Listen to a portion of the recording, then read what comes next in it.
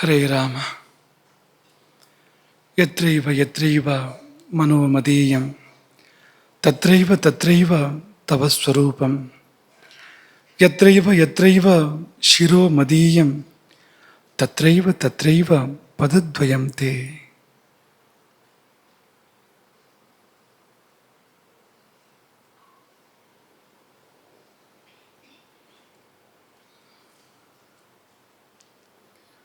ಅನ್ನಪೂರ್ಣೆ ಸದಾ ಪೂರ್ಣೆ ಶಂಕರ ಪ್ರಾಣವಲ್ಲಭೆ ಜ್ಞಾನ ವೈರಾಗ್ಯ ಸಿದ್ಧ್ಯರ್ಥಂ ಭಿಕ್ಷಾಂ ದೇಹಿ ಚ ಪಾರ್ವತಿ.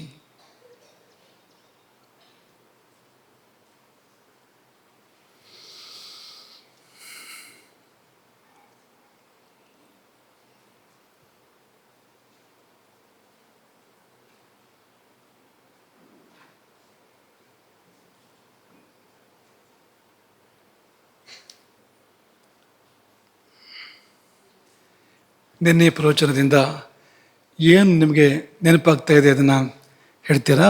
ಒಂದು ವಾಕ್ಯ ಎರಡು ವಾಕ್ಯದಲ್ಲಿ ಹೇಳಬೇಕು, ಬೇಗ ಬೇಗ ಹೇಳಬೇಕು.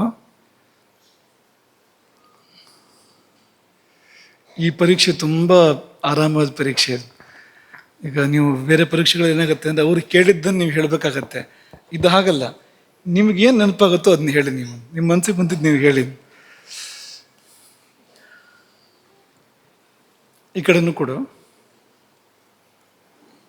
ಪ್ರಾಚೀನ ಕಾಲದಲ್ಲಿ ಅಡುಗೆ ಮಾಡ್ಬೇಕಾದ್ರೆ ಹಾಗೆ ಪ್ರದಕ್ಷಿಣೆದಲ್ಲಿ ಬಂದರೆ ಅದು ಅಗ್ನಿಗೆ ಸರಿ ಆಗತ್ತೆ.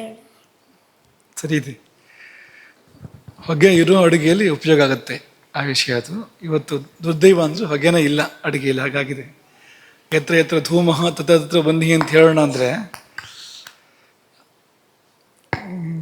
ಧೂಮವೇ ಇಲ್ಲ, ಲಿಂಗವೇ ಇಲ್ಲ, ಹಾಗಾಗಿದೆ. ಹನುಮಂತನಿಗೆ ಸೀತೆ ಮೇಲೆ ಎಷ್ಟು ನಂಬಿಕೆ ಇತ್ತು ಅಂತ ಗೊತ್ತಾಗುತ್ತೆ. ಅವನು ಲಂಕೆನೆಲ್ಲ ಸುಟ್ಟು ಅಲ್ಲಿ ತ್ರಿಕೂಟ ಪರ್ವತದಲ್ಲಿ ವೀಕ್ಷಣೆ ಮಾಡ್ತಾನೆ.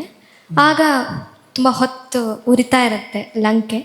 ಆಗ ನೋಡ್ತಾನೆ, ಅಯ್ಯೋ ಸೀತೆನೂ ಇಲ್ಲೇ ಇರೋದು ಅಂತ. ಆಮೇಲೆ ಅವನಿಗೆ ಅನಿಸುತ್ತೆ. ಆವಾಗ ಅವನು ತಾನೇ ಸಮರ್ಥನೆ ಮಾಡ್ಕೋತಾನೆ, ಅಗ್ನಿ ನನ್ನನ್ನೇ ಸುಡಲಿಲ್ಲ, ಸೀತೆನೂ ಸುಡೋದಿಲ್ಲ, ಹಾಗೆ ಅಗ್ನಿಯೇ ಅಗ್ನಿಯನ್ನು ಸುಡೋದಿಲ್ಲ ಅಂತ ಅನ್ಕೋತಾನೆ. ಆಮೇಲೆ ಅಕಸ್ಮಾತ್ ಅವ್ರ ಮಧ್ಯೆ ಘರ್ಷಣೆ ಆಗಿದ್ರು, ಸೀತೆ ಮತ್ತು ಅಗ್ನಿ ಮಧ್ಯೆ, ಸೀತೆನೇ ಅಗ್ನಿಯನ್ನು ಸುಟ್ಟಾಳು ಅಂತ ಅಂದ್ಕೊಂಡು ಅವನು ಸಮಾಧಾನ ಮಾಡ್ಕೋತಾನೆ. ಅಷ್ಟರಲ್ಲೇ ಅಲ್ಲಿ ಸಿದ್ಧಚಾರಣರು ಅದಕ್ಕೆ ಸೂಚನೆ ಕೊಡ್ತಾರೆ. ಆಗ ಇವನಿಗೆ ಸಮಾಧಾನ ಆಗುತ್ತೆ. ಇದರಿಂದ ಅವನಿಗೆ ಎಷ್ಟು ಸೀತೆ ಮೇಲೆ ನಂಬಿಕೆ ಇತ್ತು, ಅವಳ ವ್ಯಕ್ತಿತ್ವದ ಬಗ್ಗೆ ಅವನಿಗೆ ತುಂಬ ಚೆನ್ನಾಗಿ ಗೊತ್ತಿತ್ತು ಅಂತ ತಿಳಿದು ಬರುತ್ತೆ. ಒಂದೇ ಸಾರಿ ಭೇಟಿ ಮಾಡಿದ್ದು, ಒಂದೇ ಭೇಟಿಯಲ್ಲಿ ಅವನಿಗೆ ಅಷ್ಟೆಲ್ಲ ಸೀತೆಯ ಬಗ್ಗೆ ಪರಿಜ್ಞಾನ ಇತ್ತು. ನಾವು ಪದಾರ್ಥಗಳು ಮಾಡುವಾಗ ನಾವು ಪ್ರದಕ್ಷಿಣೆ ಆಕಾರದಲ್ಲಿ ತಿರ್ಸ್ಬೇಕು. ನಾವು ಪ್ರದಕ್ಷಿಣೆ ಏನನ್ನ ಪದಾರ್ಥಗಳನ್ನು ಸೌಟು ಸೌಟು ತಿರುಗುತ್ತೆ, ಪದಾರ್ಥನೂ ತಿರುಗುತ್ತೆ. ಸೌಟು ತಿರುಗಿದಾಗ ಪ್ರದಕ್ಷಿಣಾಕಾರವಾಗಿ ತಿರುಗಿಸ್ಬೇಕು. ಸರಿ ಇದೆ. ನಾವು ಅದು ಪ್ರದಕ್ಷಿಣಾಕಾರದಲ್ಲಿ ತಿರುಗಿಸಿದ್ರೆ ಅದು ರಾಕ್ಷಸರಿಗೆ ಹೋಗುತ್ತದೆ. ಅನ್ನವೇ ರಾಕ್ಷಸ ಅನ್ನ ಅಂತ ಕರ್ಸ್ಕೊಳ್ಳಲ್ಪಡುತ್ತೆ, ರಾಕ್ಷಸರಿಗೂ ಸಲ್ಲುತ್ತೆ. ಅದು ಗಂಟ್ಲು ಏನಾಗಿದೆ ಅವನು.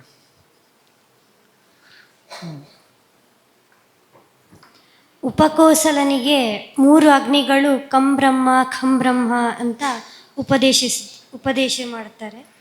ಕಂಬ್ರಹ್ಮ ಅಂದರೆ ಕಮ್ ಅಂದರೆ ಸುಖ, ಖಮ್ ಅಂದರೆ ಆಕಾಶ, ಅಂದರೆ ಸುಖವು ಅನಂತವಾದ ಸುಖ ಬ್ರಹ್ಮ ಅಂತ. ಎರಡು ಸೇರಿ ಅರ್ಥ ಮಾಡ್ಬೇಕು ಅದನ್ನು. ಆಕಾಶದಂಥ ಸುಖ ಅದೇ ಬ್ರಹ್ಮ ಎಂಬುದಾಗಿ ಶಂಕರ ಭಾಷೆ ಇದೆ. ಈ ರೀತಿಯಲ್ಲಿ ಶಂಕರಾಚಾರ್ಯ ಅದನ್ನು ವಿವರಣೆ ಕೊಟ್ಟಿದ್ದಾರೆ. ಬರೀ ಕಮ್ ಅಂದರೆ ತುಂಬ ಸಣ್ಣದಾಗತ್ತೆ, ಅದು ಸಾಮಾನ್ಯ ಸುಖ, ಕ್ಷಣಿಕ ಸುಖ ಅಂತ ಆಗ್ಬಿಡುತ್ತೆ.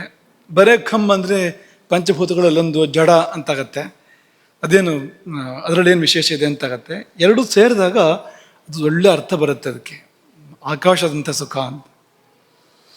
3 ಉಪದೇಶಗಳದು: ಪ್ರಾಣೋ ಬ್ರಹ್ಮ, ಕಂ ಬ್ರಹ್ಮ, ಖಂ ಬ್ರಹ್ಮ. ಛಂದೋಗ್ಯ 3 ಉಪದೇಶಗಳು, 3 ಅಗ್ನಿಗಳಲ್ವಾ. ಪ್ರಾಣೋ ಬ್ರಹ್ಮ, ಕಂ ಬ್ರಹ್ಮ, ಖಂ ಬ್ರಹ್ಮ.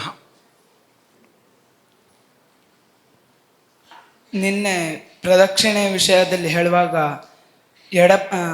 ಒಂದು ಅಪ್ರದಕ್ಷಿಣವಾಗಿ ಮಾಡಿದರೆ ರಾಕ್ಷಸ ತಗೊಂಡು ಹೋಗ್ತಾರೆ ಅಂತ ಒಂದು ಕಾರಣ ಹೇಳಲ್ಪಟ್ಟಿತ್ತು. ಮತ್ತೊಂದು ಎಡ ಅಂದರೆ ಪ್ರಕೃತಿ, ಬಲ ಅಂದರೆ ಪುರುಷ. ಅಂದರೆ ನಾವು ಸಂಸಾರದಿಂದ ಪುರುಷನ ಕಡೆ ಹೋಗಬೇಕು, ಅಪ್ರದಕ್ಷಿಣವಾಗಿ ಅಂದರೆ ಪುರುಷನಿಂದ ಪ್ರಕೃತಿ ಕಡೆ ಹೋಗುತ್ತೆ ಅಂತ. ಮಾಯೆಯಿಂದ ಚೈತನ್ಯದ ಕಡೆ ಹೋಗ್ಬೇಕು, ನಾವು ಪರಚೈತನ್ಯದ ಕಡೆ ಹೋಗ್ಬೇಕು. ಮಾಯೆ ಅಂದ್ರೆ ಪ್ರಕೃತಿ, ಅಲ್ಲಿಂದ ಆ ಕಡೆ ಹೋಗ್ಬೇಕು. ಆ ಕಡೆಯಿಂದ ಈ ಕಡೆ ಬರೋದಲ್ಲ, ಈ ಕಡೆಯಿಂದ ಆ ಕಡೆ ಹೋಗ್ಬೇಕು. ಸರಿ ಇದೆ. ನಾವು ಸತ್ತ ನಂತರ ಸುಡೋ ಸಂದರ್ಭದಲ್ಲೇ ನಾವು ಯಾವ ಗತಿ ಹೊಂದ್ತೀವಿ ಅಂತ ಗೊತ್ತಾಗುತ್ತೆ. ಆ ಹೊಗೆ ಏನಾದರೂ ಪ್ರದಕ್ಷಿಣ ರೂಪದಲ್ಲಿ ಹೋಗ್ತಾ ಇದ್ರೆ ನಾವು ಸದ್ಗತಿನ ಹೊಂದಿದ್ದೀವಿ ಅಂತ ಗೊತ್ತಾಗುತ್ತೆ. ಅದೇ ಅಪ್ರದಕ್ಷಿಣವಾಗಿ ಹೋಗಿದ್ರೆ ಅದು ದುರ್ಗತಿ ಅಂತ. ಯಾಕೆಂದರೆ ದೇಹಕ್ಕೂ ಜೀವಕ್ಕೂ ಗಾಢ ಸಂಬಂಧ ಇದೆ. ಬಿಟ್ಟು ಹೋದ ನಂತರವೂ ಕೂಡ ಜೀವ ದೇಹದ ಜೊತೆಗೆ ಸಂಬಂಧ ಇಟ್ಕೊಳ್ಳುತ್ತೆ. ಹಾಗಾಗಿ ದೇಹದ ಅವಶೇಷಗಳು ಉಳ್ಕೊಂಡಿದ್ರೆ ಅಲ್ಲಿ ಬಂದು ಜೀವ ನೆಲೆಸೋದುಂಟು. ಎಷ್ಟೋ ಬಾರಿ ಹಳೆ ಅಂಟಿದೆಯಲ್ಲ, ಹಳೆ ವಾಸನೆ ಇದೆಯಲ್ಲ, ಆ ಕಾರಣಕ್ಕೋಸ್ಕರವೇ. ಹಾಗೆ ಆ ದೇಹಕ್ಕೆ ನಾವೇನು ಮಾಡ್ತೇವೆ ಜೀವಕ್ಕೆ ಸಲ್ಲೋದು ಉಂಟು. ಹೀಗಾಗಿ ಜೀವ ಯಾವ ಗತಿಯನ್ನು ಹೊಂದಿತೋ ಅದು ದೇಹದಲ್ಲಿ ಪ್ರತಿಬಿಂಬಿಸತ್ತೆ. ಅಲ್ಲೇನಾಯ್ತೋ ಇಲ್ಲೂ ಗೊತ್ತಾಗತ್ತೆ ಅದು. ಹಾಗಾಗಿ ಆ ರೀತಿ ಹೇಳ್ತಾರೆ, ಪ್ರದಕ್ಷಿಣಾಕಾರವಾಗಿ ತಿರುಗ್ತಾ ಇದ್ದರೆ ಧೂಮ ಅಥವಾ ಅಗ್ನಿಜ್ವಾಲೆಗಳು ಅವನು ಸದ್ಗತಿಯನ್ನು ಹೊಂದಿದ ಅಂತ. ಇವಾಗ ಸೌಟನ್ನು ತಿರುಗಿಸುವಾಗ ನಾವು ಪ್ರದಕ್ಷಿಣವಾಗಿ ತಿರುಗಿಸುವಾಗ ನಾವು ದೇವರನ್ನೇ ಪ್ರದಕ್ಷಿಣವಾಗಿ ತಿರುಗಿಸ್ತಾ ಇದ್ದೀವಿ ಅಂದರೆ ಅದು ಶ್ರೇಷ್ಠವಾಗಿದೆ. ಹಾಗೆ ಭಾವಿಸ್ಬೇಕು ಅಂತ. ಈಗ ಸೌಟು ಸುತ್ತು ಬರ್ತಾ ಇರೋದೆಲ್ಲ ನಾನೇ ದೇವರು ಸುತ್ತ ಬರ್ತಾ ಇದ್ದೇನೆ ಎನ್ನುವ ಭಾವ. ಅಡಿಗಡಿಗೆ ಭಗವಂತನ ಸ್ಮರಣೆ ಮಾಡ್ಕೊಂಡು ಮಾಡೋದೇ ಅಡಿಗೆ ಅಂತ ಹೇಳ್ತಾರಲ್ವಾ ಜ್ಞಾನಿಗಳು. ಹಾಗಾಗಿ ಆ ತರಹ. ಹಾಗೆ ಸೌಟನ್ನು ಪ್ರದಕ್ಷಿಣಾಕಾರ ತಿಳಿಸ್ಬೇಕು, ಅಪ್ರದಕ್ಷಿಣಾಕಾರ ತಿಳಿಸ್ಬಾರ್ದು. ಹಾಗೆ ಸೌಟಿನ ಮೇಲೆ ಪಾತ್ರೆ ಮೇಲೆ ಕೋಪವನ್ನು ತೋರಿಸ್ಬಾರ್ದು ಅಲ್ವಾ. ಕೆಲಸ ಹಾಗಾಗೋದುಂಟು ಮನೆಗಳಲ್ಲಿ. ಕೋಪ ಗಂಡನ ಮೇಲೆ ಬಂದಿರುತ್ತೆ, ಅಲ್ಲಿ ತೋರಿಸೋ ಹಾಗಿಲ್ಲ ಗಂಡನ ಮೇಲೆ, ಅವನು ಇಲ್ಲವೂ ಇಲ್ಲ ತೋರಿಸೋದಕ್ಕಲ್ಲಿ. ಏನು ಮಾಡೋದು, ಪಾತ್ರೆ ಮೇಲೆ ಸೊಟ್ಟಿನ ಮೇಲೆ ಪ್ರಯೋಗ ಆಗುತ್ತೆ, ಢಣ್ ಢಣ್ ಢಣ್ ಶಬ್ದ ಶುರು ಆಗುತ್ತೆ ಅಲ್ಲಿ ಅಲ್ವಾ. ಹಾಗೂ ಮಾಡಬಾರ್ದು, ಯಾಕೆ ಅನ್ನಕ್ಕೆ ಆಧಾರ ಅದು.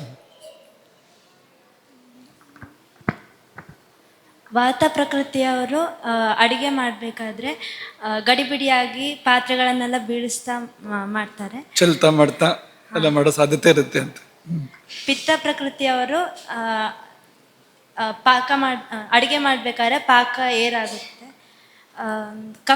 ಕಫ ಪ್ರಕೃತಿಯವರು ಅಡಿಗೆ ಮಾಡಬೇಕಾದ್ರೆ ನಿಧಾನವಾಗಿ ಮಾಡ್ತಾರೆ, ಆಹಾರ ತಯಾರಿಕೆ ವ್ಯವಸ್ಥಿತವಾಗಿರುತ್ತೆ.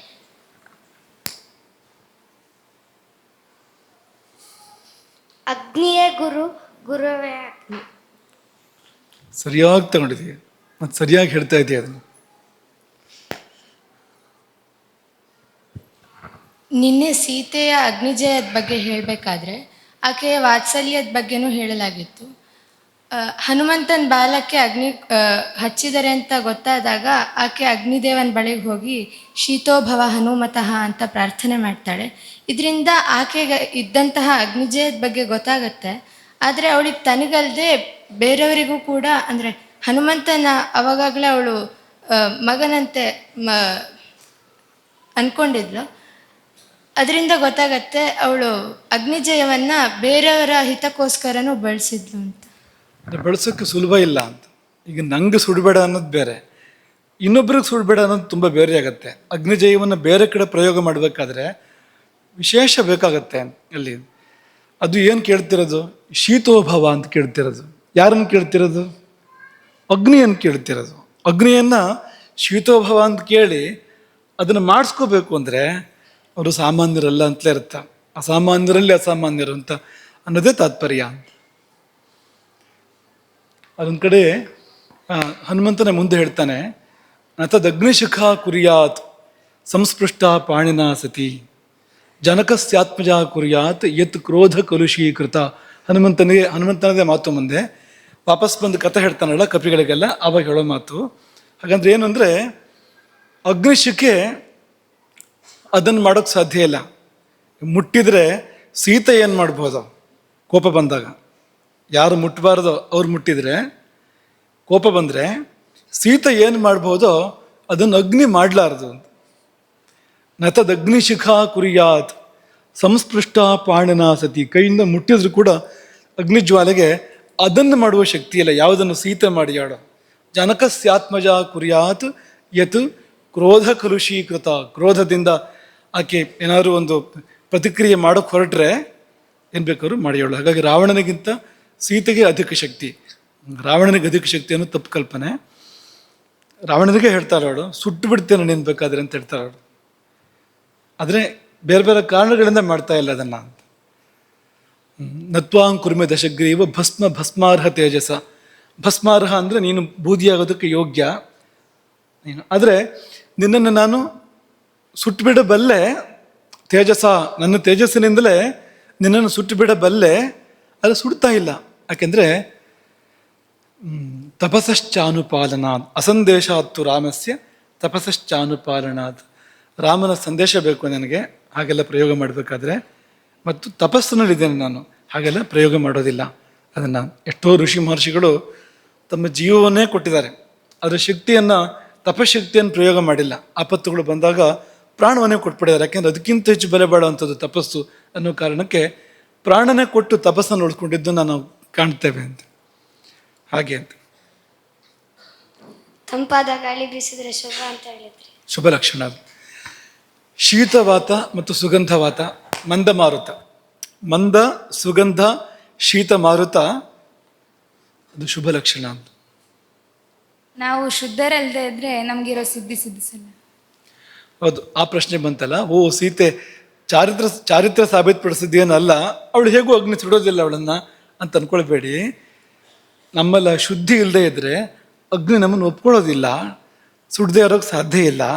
ಯಾಕೆಂದರೆ ದೋಷ ಕಂಡ್ರೆ ಸುಡಲೇಬೇಕು ಅವನು, ದೋಷ ಇಲ್ಲದೆ ಇದ್ದರೆ ಸುಡೋಕ್ಕೇನಿದೆ ಅಲ್ಲಿ.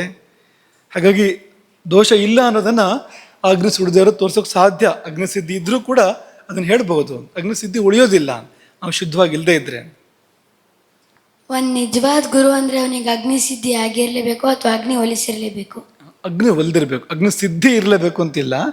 ಆದರೆ ಒಳಗಿಂದ ಅಗ್ನಿ ಜಾಗೃತಿ ಆಗದೆ ಜ್ಞಾನ ಪ್ರಾಪ್ತಿ ಆಗೋದಿಲ್ಲ.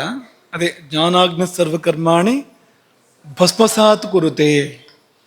ಜ್ಞಾನಾಗ್ನಿಯು ಎಲ್ಲ ಕರ್ಮಗಳನ್ನು ಸುಟ್ಟು ಬೂದಿ ಮಾಡುತ್ತೆ, ಆಗಲೇ ಗುರು ಆಗ್ತಾನೆ ಅವನು. ತನ್ನೊಳಗೆ ಜ್ಞಾನಾಗ್ನಿ ಪ್ರಕಟವಾಗಿ ಎಲ್ಲ ಕರ್ಮಗಳನ್ನು ಸುಟ್ಟು ಬೂದಿ ಮಾಡಿ ಅದನ್ನು ಬೇರೆಯವ್ರಿಗೂ ಕೂಡ ಶಕ್ತಿ ಬರುತ್ತೆ ಅವನಿಗೆ, ಜ್ಞಾನವನ್ನು. ಆಗ ಅವನು ಗುರು ಅಂತ ಅನ್ಸ್ಕೊಳ್ತಾನೆ. ಈ ಜಠರಾಗ್ನಿಯೇ ಜ್ಞಾನಾಗ್ನಿಯಾಗಿ ಪರಿವರ್ತನೆ ಆಗುತ್ತೆ, ಪರಿವರ್ತನಗೊಳ್ಳುತ್ತೆ. ಸರಿಯಾಗಿ ನಾವು ಜಠರವನ್ನು ನೋಡಿಕೊಂಡ್ರೆ, ಜಠರಾಗ್ನಿಯನ್ನು ನೋಡಿಕೊಂಡ್ರೆ ಜ್ಞಾನಾಗ್ನಿ ಆಗುತ್ತೆ. ಅದಾದಾಗ ಅವನು ಜ್ಞಾನಿ ಆಗ್ತಾನೆ. ಜ್ಞಾನಿ ಆದರೆ ಗುರುವಾಗೋಕ್ಕೆ ಸಾಧ್ಯ. ಗಾಳಿ ಮತ್ತು ಬೆಂಕಿ ಸ್ನೇಹಿತರು, ಗಾಳಿ ಇಲ್ಲದೆ ಬೆಂಕಿ ಉರಿಯುವುದಿಲ್ಲ. ಹೌದು, ವಿಜ್ಞಾನವು ಕೂಡ ಅದನ್ನೇ ಹೇಳುತ್ತೆ. ಗುರುಗಳಾದವರಿಗೆ ಅಗ್ನಿ ಕೃಪೆ ಇದ್ದೇ ಇರುತ್ತೆ, ಇಲ್ಲಾಂದ್ರೆ ಅವ್ರು ಗುರುಗಳೇ ಆಗಲ್ಲ. ಸರಿ ಇದೆ, ಎರಡು ಕಡೆಯಿಂದ ಬಂತದೀಗ. ಅಡುಗೆಯಲ್ಲಿಯೂ ವಾತಾಪಿತ್ತ ಕಫ ಸಂಬಂಧ ಪಡುತ್ತದೆ. ಬಂದೇ ಬರುತ್ತೆ. ಹೌದು, ವಾತದವರು ಗಡಿಬಿಡಿ ಮಾಡ್ತಾರೆ, ಪಿತ್ತದವರು ಏರ್ಪಾಕ ಮಾಡ್ತಾರೆ, ಕಫದವರು ನಿಧಾನ ಮಾಡ್ತಾರೆ ಅನ್ನೋದೆಲ್ಲ ಬಂದೇ ಬರುತ್ತೆ. ಹೇಳಿ. ಸೀತೆಗೆ ಎಷ್ಟು ಮಟ್ಟಿಗೆ ಅಗ್ನಿ ಜಯ ಇತ್ತು ಅಂದರೆ ಅವಳಿಗೆ 1 ವರ್ಷ ಇಡೀ ಊಟ ಮಾಡಿದ್ರು ಅವಳಿಗೆ ಹಸಿವಾಗಿರಲಿಲ್ಲ. ಅಂದರೆ ಗೆದ್ದಿದ್ಲು ಅದನ್ನು, ದೇಹಕ್ಕೆ ಅನಾಹುತ ಆಗಲಿಲ್ಲ ಏನೋ ಅಂತ. ಹಸಿವು ತುಂಬ ಆಗಿತ್ತು ಅಂತ ಹೇಳೋಕ್ಕಾಗೋದಿಲ್ಲ, ಯಾಕೆಂದರೆ ತುಂಬ ಚಿಂತೆ ಶೋಕದಲ್ಲೇ ಮುಳುಗಿದ್ಲು ಅವಳು ಆ ಸಮಯದಲ್ಲಿ. ಇಚ್ಛೆನೂ ಇಲ್ಲ ಆಕೆಗೆ. ಆದರೆ ಅಗ್ನಿಯನ್ನು ಒಲಿಸ್ಕೊಡದೇ ಇದ್ದರೆ ಅಗ್ನಿ ಅನಾಹುತ ಮಾಡುತ್ತೆ. ಹಾಗೆಲ್ಲ ಉಪವಾಸ ಮಾಡಿದರೆ ದೇಹನೇ ಉಳಿಯೋದಿಲ್ಲ ಅಂತ. ಹಾಗಾಗಲಿಲ್ಲ ಅನ್ನೋದು ಅಗ್ನಿ ಅನುಕೂಲವಾಗಿ ವರ್ತಿಸ್ತು ಅನ್ನೋದನ್ನು ಹೇಳುತ್ತೆ ಅಂತ. ಸೀತೆಯ 3 ಪ್ರಸಂಗಗಳು ಅವಳ ಅಗ್ನಿಜಯವನ್ನು ತೋರಿಸುತ್ತದೆ. ಒಂದು, ಹನುಮಂತನ ಬಾಲಕ್ಕೆ ಬೆಂಕಿ ಹತ್ತಿದಾಗ ಅದನ್ನು ಶಾಂತಗೊಳಿಸಿದುದು, ಮತ್ತು ಅವಳ ಅಗ್ನಿ ಪ್ರವೇಶ, ಮತ್ತು ಅವಳ 1 ವರ್ಷದ ಹೆಚ್ಚು ಕಮ್ಮಿ ಉಪವಾಸ. ನಿದರ್ಶನ ಎಲ್ಲ ಶಬ್ದಗಳನ್ನು ಕೂಡ ನೆನ್ಪಿಟ್ಕೊಳ್ತೀರಿ. ಹಾಗೆ ಹೆಚ್ಚು ಕಮ್ಮಿ 1 ವರ್ಷ ಉಪವಾಸ ಇದ್ಲು, ನಿನ್ನೆ ಹೇಳಿದ್ವು. ಅದೇ ಶಬ್ದನ ವಾಪಸ್ ಹೇಳ್ತಾ ಇದ್ದಾನೆ, ಶಬ್ದ ವಾಪಸ್ ಬರ್ತಾ ಇದೆ. ನೀನೇನು ಹೇಳೋಕೆ ಹೊರಟ್ಯಾ? ಬಂತದು.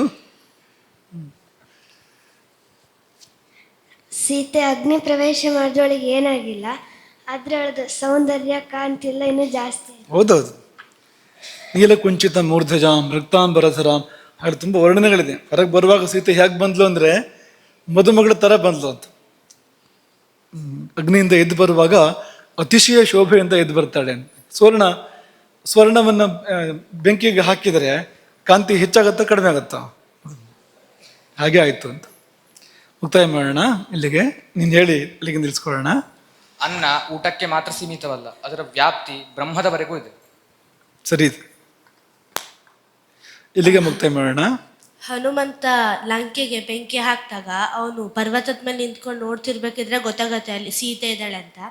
ಆಮೇಲೆ ಅವನಿಗೆ ಎಷ್ಟು ನಂಬಿಕೆ ಇತ್ತು ಅಂದರೆ ಸೀತೆಗೆ ಮತ್ತು ಅಗ್ನಿಗೆ ಸಂಬಂಧ ಇದೆ ಅಂತ ಅವನಿಗೆ ಗೊತ್ತಾದ್ಮೇಲೆ ಅಗ್ನಿ ಏನೂ ಮಾಡಲ್ಲ ಸೀತೆಗೆ ಅಂತ ಸುಮ್ಮನೆ. ಅಗ್ನಿನೂ ಏನು ಮಾಡಲ್ಲ, ವಾಯುನೂ ಏನು ಮಾಡಲ್ಲ. ಯಾಕೆಂದರೆ ಈ ಹನುಮಂತ ಇಡೀ ಅಶೋಕವನ್ನು ಧ್ವಂಸ ಮಾಡಿದಾನಲ್ಲ ಸಂಪೂರ್ಣವಾಗಿ. ರಾಕ್ಷಸರು ರಾವಣನಿಗೆ ವರದಿ ಕೊಡ್ತಾರೆ.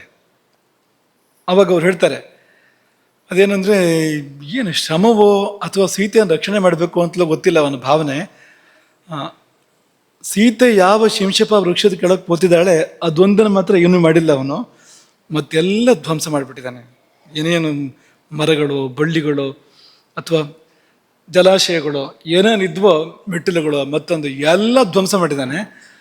ಶ್ರಮವೋ ಅಥವಾ ಸೀತೆ ಮೇಲೆ ಒಂದು ಪ್ರೀತಿಯೋ ಗೊತ್ತಿಲ್ಲ, ಅದೊಂದು ಮರ, ಸೀತೆ ಕುಳಿತು ಮರ ಮಾತ್ರ ಉಳಿಸಿದಾನೆ ಅಂತ ಒಂದು ಮಾತು ಹೇಳಿ, ಇನ್ನೊಂದು ಮಾತು ಅವನಿಗೇನು ಶ್ರಮ, ಅದು ಸೀತೆ ರಕ್ಷಣೆಗೆ ಮಾಡಿದ್ದು ಅಂತ ವಾಪಸ್ಸು ಅವರಿಗೆ ಗೊತ್ತದು ಅಂತ.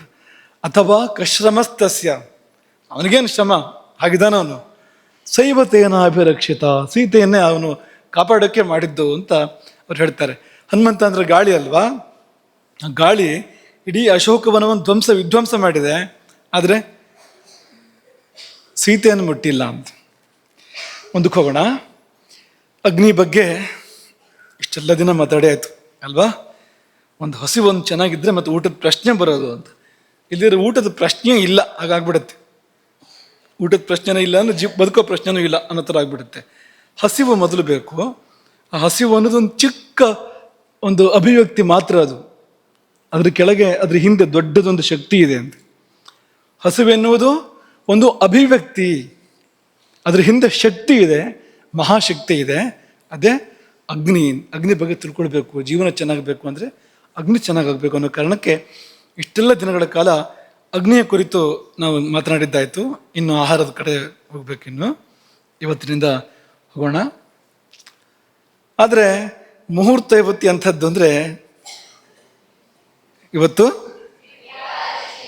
ನೋಡಿ, ಕಳೆದ ಏಕಾದಶಿಗೆ ಉಪವಾಸದ ಬಗ್ಗೆ ಮಾತಾಡಿದ್ವು. ಈ ಏಕಾದಶಿಗೆ ಆಹಾರದ ಬಗ್ಗೆ ಮಾತಾಡ್ಬೇಕಾ ಅನ್ನೋ ಪ್ರಶ್ನೆ ಬರುತ್ತೆ ನೋಡಿ. ಏನು ಮಾಡೋದು? ಈಗ ನಾವು ಮುಂದಕ್ಕೆ ಹೊರಟಾಗಿದೆ, ಆಹಾರದ ಬಗ್ಗೆ ಮಾತಾಡಬೇಕು ಅಂತ ಹೊರಟಾಗ್ಬಿಟ್ಟಿದೆ. ಮಾತಾಡೋಣ ಅಂದರೆ ವೈಕುಂಠ ಏಕಾದಶಿ ಬೇರೆ, ಮತ್ತೆ ಸುಮ್ಮನೆ ಏಕಾದಶಿಯೂ ಅಲ್ಲ ಅಂತ. ಏನು ಮಾಡೋದು ಅಂತ ಯೋಚನೆ ಮಾಡಿ ಒಂದು ಮಧ್ಯ ಮಾರ್ಗವನ್ನು ಕಂಡುಕೊಂಡ್ವು. ಈ ಮಧ್ಯ ಮಾರ್ಗ ಕಂಡುಕೊಳ್ಳೋದೇ ಸಾಧನೆ ಅಂದರೆ ಅಲ್ವಾ. ಅಕ್ಕಪಕ್ಕದ ಮಾರ್ಗಗಳಲ್ಲ, ಇಡ ಪಿಂಗಲ ಅಲ್ಲ, ಮಧ್ಯ ಮಾರ್ಗ, ಅಲ್ಲೇ ಹೋಗ್ಬೇಕಾಗಿರೋದು ನಾವು ಕೊನೆಯಲ್ಲಿ. ಏನಪ್ಪ ಮಧ್ಯ ಮಾರ್ಗ ಅಂದರೆ, ಹಾಗೊಂದು ಊಟ ಇದೆ. ಅದು ಊಟ ಹೌದು ಅಂದರೆ ಅಲ್ಲ, ಯಾಕೆಂದರೆ ಹೊರಗಿಂದ ಏನೂ ತಗೊಳ್ಳೋದಿಲ್ಲ. ಅಲ್ವ ಅಂದರೆ ಹೌದು, ಯಾಕೆಂದರೆ ಅತ್ಯುತ್ಕೃಷ್ಟವಾದ್ದನ್ನು ಸೇವನೆ ಮಾಡ್ತಾ ಇರ್ತೇವೆ. ಅಂಥದ್ದೊಂದು ಊಟ. ಅದರ ಬಗ್ಗೆ ಕೆಲವು ಮಾತುಗಳನ್ನು ಹೇಳಿ ಆಹಾರದ ಪ್ರಕರಣವನ್ನು ಪ್ರಾರಂಭ ಮಾಡೋಣ ಅಂತ ಅಂದ್ಕೊಳ್ತೇವೆ. ಮಠದಲ್ಲಿ ಊಟ ಪ್ರಾರಂಭ ಮಾಡುವಾಗ ಒಂದು ರೂಢಿ ಇದೆ, ಒಂದು ಶ್ಲೋಕ ಹೇಳ್ತಾರೆ. ಆಹಾರಾರ್ಥಂ ಕರ್ಮ ಕುರ್ಯಾದ ನಿಂದ್ಯಂ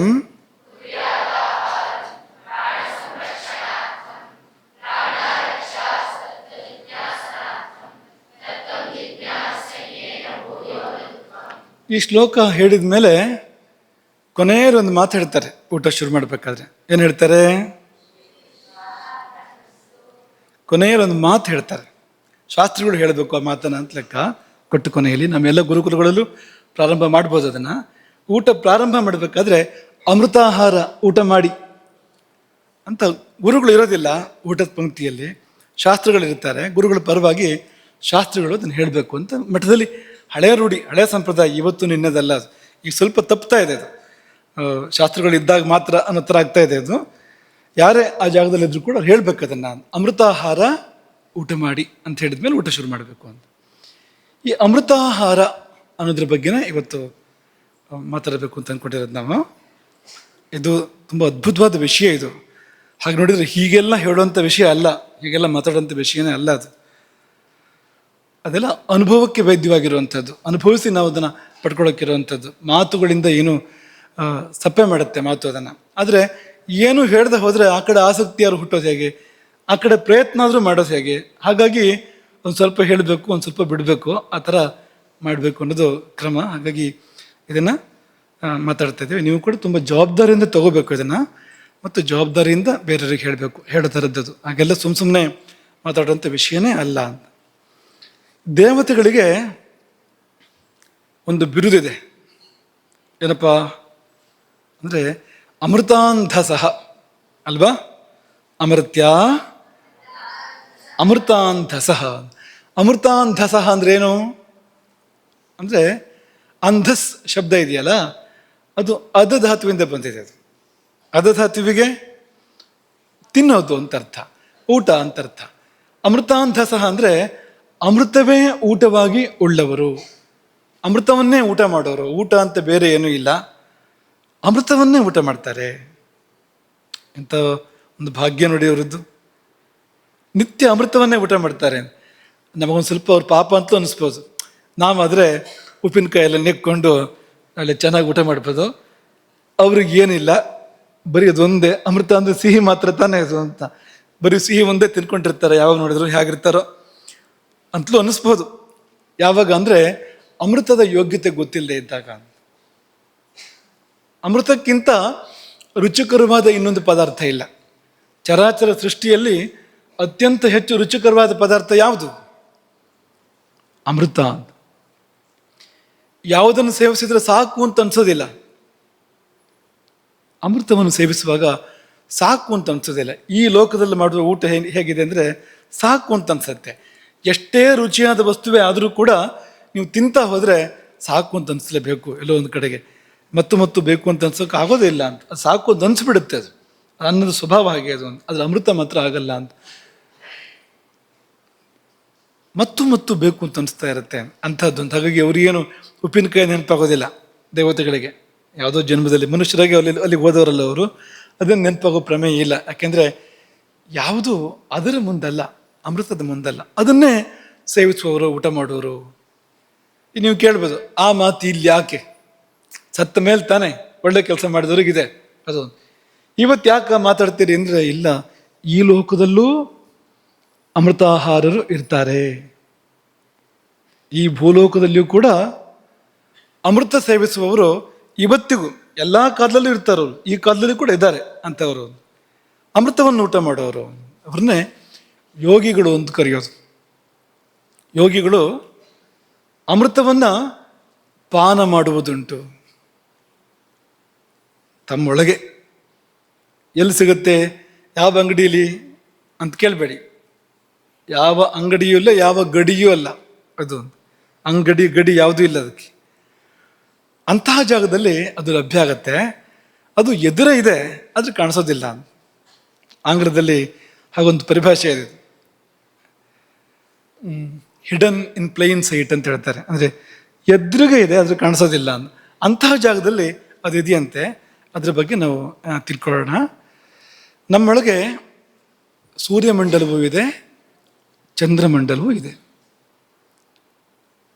ಚಂದ್ರಮಂಡಲ ಮೇಲಿದೆ, ಸೂರ್ಯಮಂಡಲ ಕೆಳಗಿದೆ ಅಲ್ವಾ.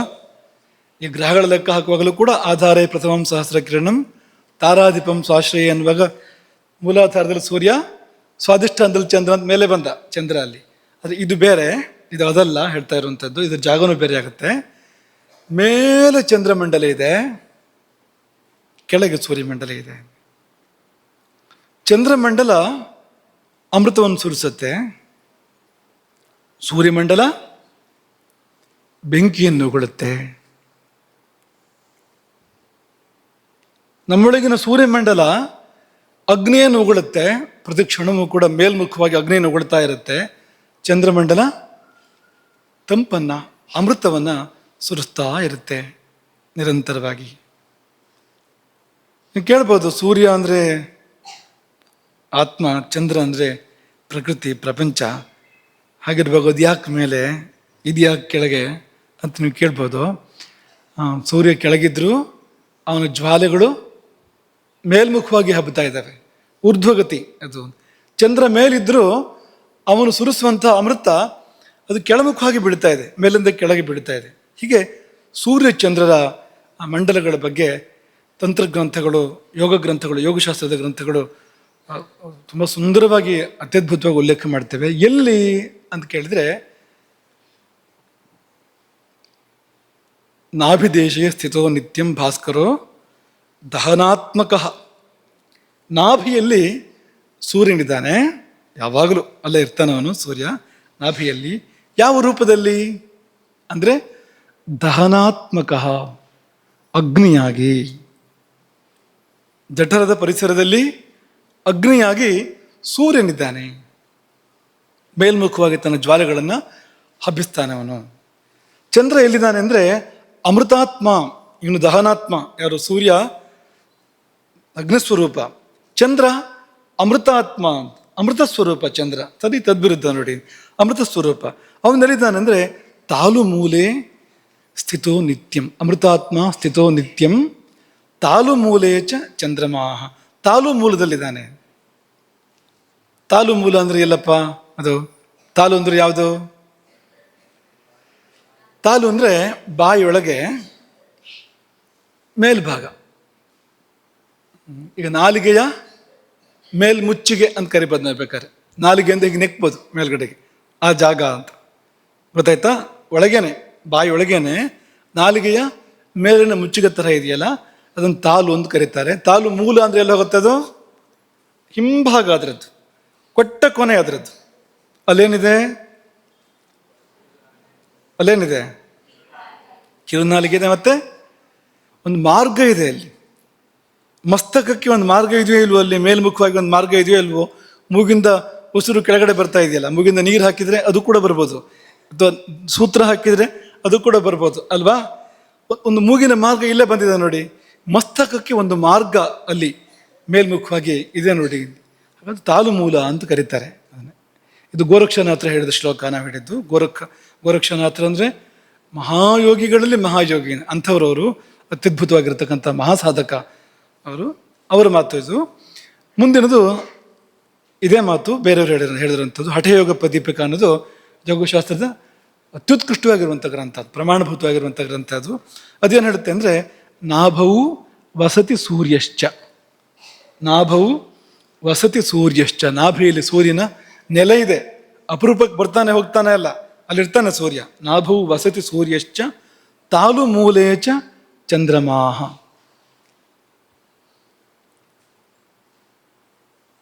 ಅಲ್ವಾ? ಚಂದ್ರನ ನೆಲೆ ತಾಲು ಮೂಲ ಅಂದರೆ ಹೌದು, ಹಾಗೆ ಸ್ವಲ್ಪ ಮೇಲೆ ಅಂತಲೂ ಹೇಳ್ಬೋದು.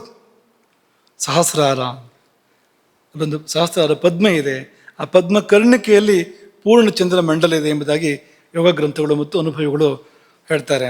ಅದು ಅಲ್ಲಿಂದ ಹರಿದು ಬರುತ್ತೆ ಇಲ್ಲಿಗೆ ಅಮೃತ ಅಂತ ಹೇಳೋದುಂಟು. ತಾಲು ಮೂಲಕ್ಕೆ ಹರಿದು ಬರುತ್ತೆ ಅಂತಲೂ ಕೂಡ ಹೇಳೋದುಂಟು. ಅಮೃತದ ಜಾಗನೇ ಹೌದು, ಸ್ವಲ್ಪ ಮೇಲಿದ್ದಾನೆ ಅಂತ ಅದೊಂದು ತಮಾಷೆ ಮಾಡ್ತಾರಲ್ಲ, ಆ ಥರದ್ದು ಅಂತ ಅಲ್ವಾ? ಕೇಳಿದಿರಲ್ಲ ನೀವು ತಮಾಷೆನ?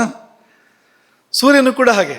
ಸೂರ್ಯ, ಅವನ ಸ್ಥಾನ ಯಾವುದು ಸೂರ್ಯನದ್ದು ಅಂದರೆ ಮೂಲಾಧಾರ, ಸೂರ್ಯನ ಸ್ಥಾನ ಅಲ್ವಾ? ಆಧಾರೇ ಪ್ರಥಮಂ ಸಹಸ್ರ ಕಿರಣಂ. ಅಲ್ಲೇನಾ ಅಂದರೆ ಇಲ್ಲ, ಸ್ವಲ್ಪ ಮೇಲೆ. ನೆನಪಾಯ್ತಾ ನಿಮಗೆ ತಮಾಷೆ ಅದು? ಒಬ್ಬ ರಷ್ಯಾದವನು, ಒಬ್ಬ ಅಮೇರಿಕಾದವನು, ಒಬ್ಬ ಭಾರತದವನು ಪರಸ್ಪರ ಸೇರಿದ್ರು. ಅವರವ್ರ ದೇಶದ ಹಿರಿಮೆ ಹೇಳ್ಕೊಂಡ್ರು. ಅಮೇರಿಕದವನು ಹೇಳ್ದ, ನಾವೊಂದು ವಿಮಾನ ಕಂಡುಹಿಡಿದಿದ್ದೀವಿ, ಹೇಗಿದೆ ಅಂದರೆ ಅದು ಆಕಾಶ ಮುಟ್ಕೊಂಡು ಹೋಗ್ತಾ ಇರುತ್ತೆ ಅಂತ. ಆಕಾಶ ಮುಟ್ಕೊಂಡು ಹೋಗುತ್ತಾ ಅಂತ ಉಳಿದವರಿಬ್ಬರು ಬಾಯಿ ಬಿಟ್ಕೊಂಡು ಕೇಳಿದ್ರು. ಅದಕ್ಕೆ ಇಲ್ಲ, ಸ್ವಲ್ಪ ಕೆಳಗೆ ಅಂತ ಹೇಳ್ದ ಅವನು. ಹಾಗೆ ಇನ್ನೊಬ್ಬ ಹೇಳಿದಂತೆ ರಷ್ಯಾದವನು, ಅವನೇನು ಹೇಳ್ದ, ನಾವೊಂದು ಜಲಾಂತರ್ಗಾಮಿ ಕಂಡುಹಿಡಿದಿದ್ದೀವಿ, ಅದು ಸಮುದ್ರ ತಳ, ಸಮುದ್ರದ ನೆಲ ಇದೆಯಲ್ಲ, ಮುಟ್ಕೊಂಡು ಹೋಗ್ತಾ ಇರುತ್ತೆ. ಮುಟ್ಕೊಂಡು ಹೋಗುತ್ತಾ ಅಂತ ಕೇಳಿದ್ರೆ ಇಲ್ಲಿ ಸ್ವಲ್ಪ ಮೇಲೆ ಅಂತ ಅವನು ಹೇಳ್ದ. ಆಮೇಲೆ ಭಾರತದಲ್ಲಿ ಹೇಳಿದಂತೆ, ಅದೆಲ್ಲ ಅಲ್ಲ, ನಮ್ಮದು ದೇಹದಲ್ಲೇ ವಿಶೇಷ ಅಂತ. ಏನು ವಿಶೇಷ ಅಂದರೆ ನಾವೆಲ್ಲ ಮೂಗಲ್ಲಿ ಊಟ ಮಾಡ್ತೀವಿ, ಮೂಗಲ್ಲ ಅಂತ ಸ್ವಲ್ಪ ಕೆಳಗೆ ಅಂತಂದಂತ ಭಾರತ. ಹಾಗೆ ಭಾರತದವ್ರು ಎಷ್ಟು ಜಾಣರಾಗಿರ್ತಾರೆ ಅಂದರೆ ಅವ್ರು ಏನು ಮಾಡದೆ ಹೋದ್ರು ಕೀರ್ತಿ ಪತಾಕಿಗೆ ಏನು ತೊಂದರೆ ಇಲ್ಲ ಅಂತ, ವಾಗ್ಶೂರರು ಅಂತ ಆಗತ್ತೆ ಇದನ್ನ ಕೇಳಿದರೆ ಅಂತ. ಅದು ಈಗ ಹಾಗಾಗಿದೆ. ಒಂದು ಕಾಲದಲ್ಲಿ ನಮ್ಮ ಸಾಧನೆಗೆ ಸರಿ ಮಿಗಿಲು ಬೇರೆ ಯಾರೂ ಇರಲಿಲ್ಲ, ಹಾಗಿತ್ತು ಒಂದು ಕಾಲದಲ್ಲಿ. ಅಷ್ಟೆಲ್ಲ ಸಾಧನೆಗಳು ಕಾಣುತ್ತೇವೆ. ಈಗ ಅದೆಲ್ಲ ಗತ ವೈಭವ, ಕಥೆ. ಅದೂ ಕಥೆ ಪೂರ್ತಿ ಉಳ್ಕೊಂಡಿಲ್ಲ, ಅಲ್ಲೊಂದು ಇಲ್ಲೊಂದು ಚೂರು ಚೂರು ಉಳ್ಕೊಂಡಿದೆ. ಆ ಥರ ಆಗಿದೆ ಈಗ. ಹಾಗೆ ಈ ಚಂದ್ರ ಸುರಿಸುವಂಥ ಅಮೃತ ಇದೆಯಲ್ಲ, ಏನಾಗ್ತಾ ಇದೆ ಅಮೃತ? ಅದು ಅಂದರೆ ಈ ಅಮೃತ ಬಂದು ಈ ಅಗ್ನಿಮಂಡಲಕ್ಕೆ ಬೀಳುತ್ತೆ. ನಾಭಿಯಲ್ಲಿರ್ತಕ್ಕಂಥ ಜಠರಾಗ್ನಿ, ವೈಶ್ವಾನರಾಗ್ನಿ ಇದೆಯಲ್ಲ, ಅಗ್ನಿಮಂಡಲ ಇದೆಯಲ್ಲ, ಅಲ್ಲಿ ಬಂದು ಬೀಳುತ್ತೆ. ಅದು ಬಿದ್ದು ಸುಟ್ಟು ಹೋಗುತ್ತೆ. ಸುಟ್ಟು ಹೋಗಿ ಇಷ್ಟು ಮಟ್ಟಿಗೆ ಜೀವನ ನಡೀತಾ ಇದೆಯಲ್ಲ ಅದರಿಂದ ಅಂತ. ನಮ್ಮ ವ್ಯವಸ್ಥೆ ನಡೀತಾ ಇದೆಯಲ್ಲ ಅದು ನಾವು ತಗೊಳ್ಳೋ ಆಹಾರದಿಂದ ಅಂತ ಅನ್ಕೋಬೇಡಿ. ಅದು ಅದಕ್ಕಿಂತ ಮುಖ್ಯವಾಗಿ. ಹಾಗಾಗಿ ಇದನ್ನು ಮೊದಲು ಹೇಳ್ತಾ ಇರುವಂಥದ್ದು, ಇದೇ ಪ್ರಥಮ ಆಹಾರ ಅಂತ. ಮೊದಲನೇ ಆಹಾರ ಯಾವುದು ಅಂದರೆ, ಯಾವ ಆಹಾರ ತಗೊಳ್ಳೋಕ್ಕಿಂತ ಮುಂಚೆ ನಾವು ಯಾವುದನ್ನು ತೊಗೊಂಡಿದ್ವು ಅಂದರೆ ಇದೇ ಪ್ರಥಮ ಆಹಾರ, ಇದೇ ಕೊನೆಯ ಆಹಾರ. ಸಾಧನೆ ಮಾಡಿ ಸಿದ್ಧಿ ಪಡೆದರೆ ಆಗಲೂ ಕೂಡ ಆಹಾರ ಯಾವುದಾಗಿರುತ್ತೆ ಅಂದರೆ ಇದೇ ಆಗಿರುತ್ತೆ. ಚೆನ್ನಾಗಿ ನಿಮ್ಮ ಮನಸ್ಸಲ್ಲಿ ಇದು ಇರಲಿ, ಇದೇ ಪ್ರಥಮ ಆಹಾರ ಮತ್ತು ಇದೇ ಚರಮ ಆಹಾರ ಅಂತ. ಹಾಗಾಗಿ ಅದನ್ನು ಯೋಗಿಗಳು ಏನು ಹೇಳ್ತಾರೆ ಅಂದರೆ, ಸೂರ್ಯೋ ಗ್ರಸತ್ಯಸೌ ಚಾನ್ನಂ ಚಂದ್ರಾತ್ ಸ್ರವತಿ ಯದ್ರಸಃ. ಚಂದ್ರಾತ್ ಸ್ರವತಿ ಯದ್ರಸಃ. ಚಂದ್ರನು ಯಾವ ಅಮೃತ ರಸವನ್ನು ಸ್ರವಿಸ್ತಾನೋ ಆ ಅಮೃತ ರಸವನ್ನು ಸೂರ್ಯ ಸ್ವಾಹ ಮಾಡ್ತಾನೆ.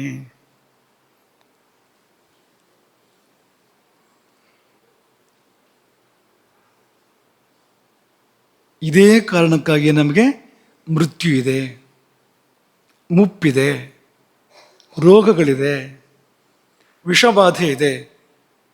ಒಂದು ವೇಳೆ ಇದು ಹೀಗಾಗದೇ ಇದ್ದಿದ್ರೆ, ಸೂರ್ಯಮಂಡಲ ಅದನ್ನು ನುಂಗದೇ ಇದ್ದಿದ್ರೆ, ಅಥವಾ ಅಗ್ನಿ ಅದನ್ನು ಅಗ್ನಿಗೆ ಬೀಳದೇ ಇದ್ದಿದ್ರೆ ಅಮೃತ, ಅದು ಏನಾಗ್ತಾ ಇತ್ತು ಅಂದರೆ ನಮಗೆ ಮೃತ್ಯು ಇರ್ತಿರ್ಲಿಲ್ಲ, ಮುಪ್ಪು ಇರ್ತಿರ್ಲಿಲ್ಲ, ರೋಗ ಇರ್ತಿರ್ಲಿಲ್ಲ, ವಿಷ ತಿಂದರೂ ಕೂಡ ಏನಾಗ್ತಿರ್ಲಿಲ್ಲ, ನಮಗೆ ಯಾವ ಬಾಧೆಗಳು ಕೂಡ ಇರ್ತಿರ್ಲಿಲ್ಲ, ಹಸಿವಿರ್ತಿರ್ಲಿಲ್ಲ, ಅಥವಾ ಬಾಯಾರಿಕೆ ಇರ್ತಿರ್ಲಿಲ್ಲ, ಯಾವುದೂ ಇರ್ತಿರ್ಲಿಲ್ಲ.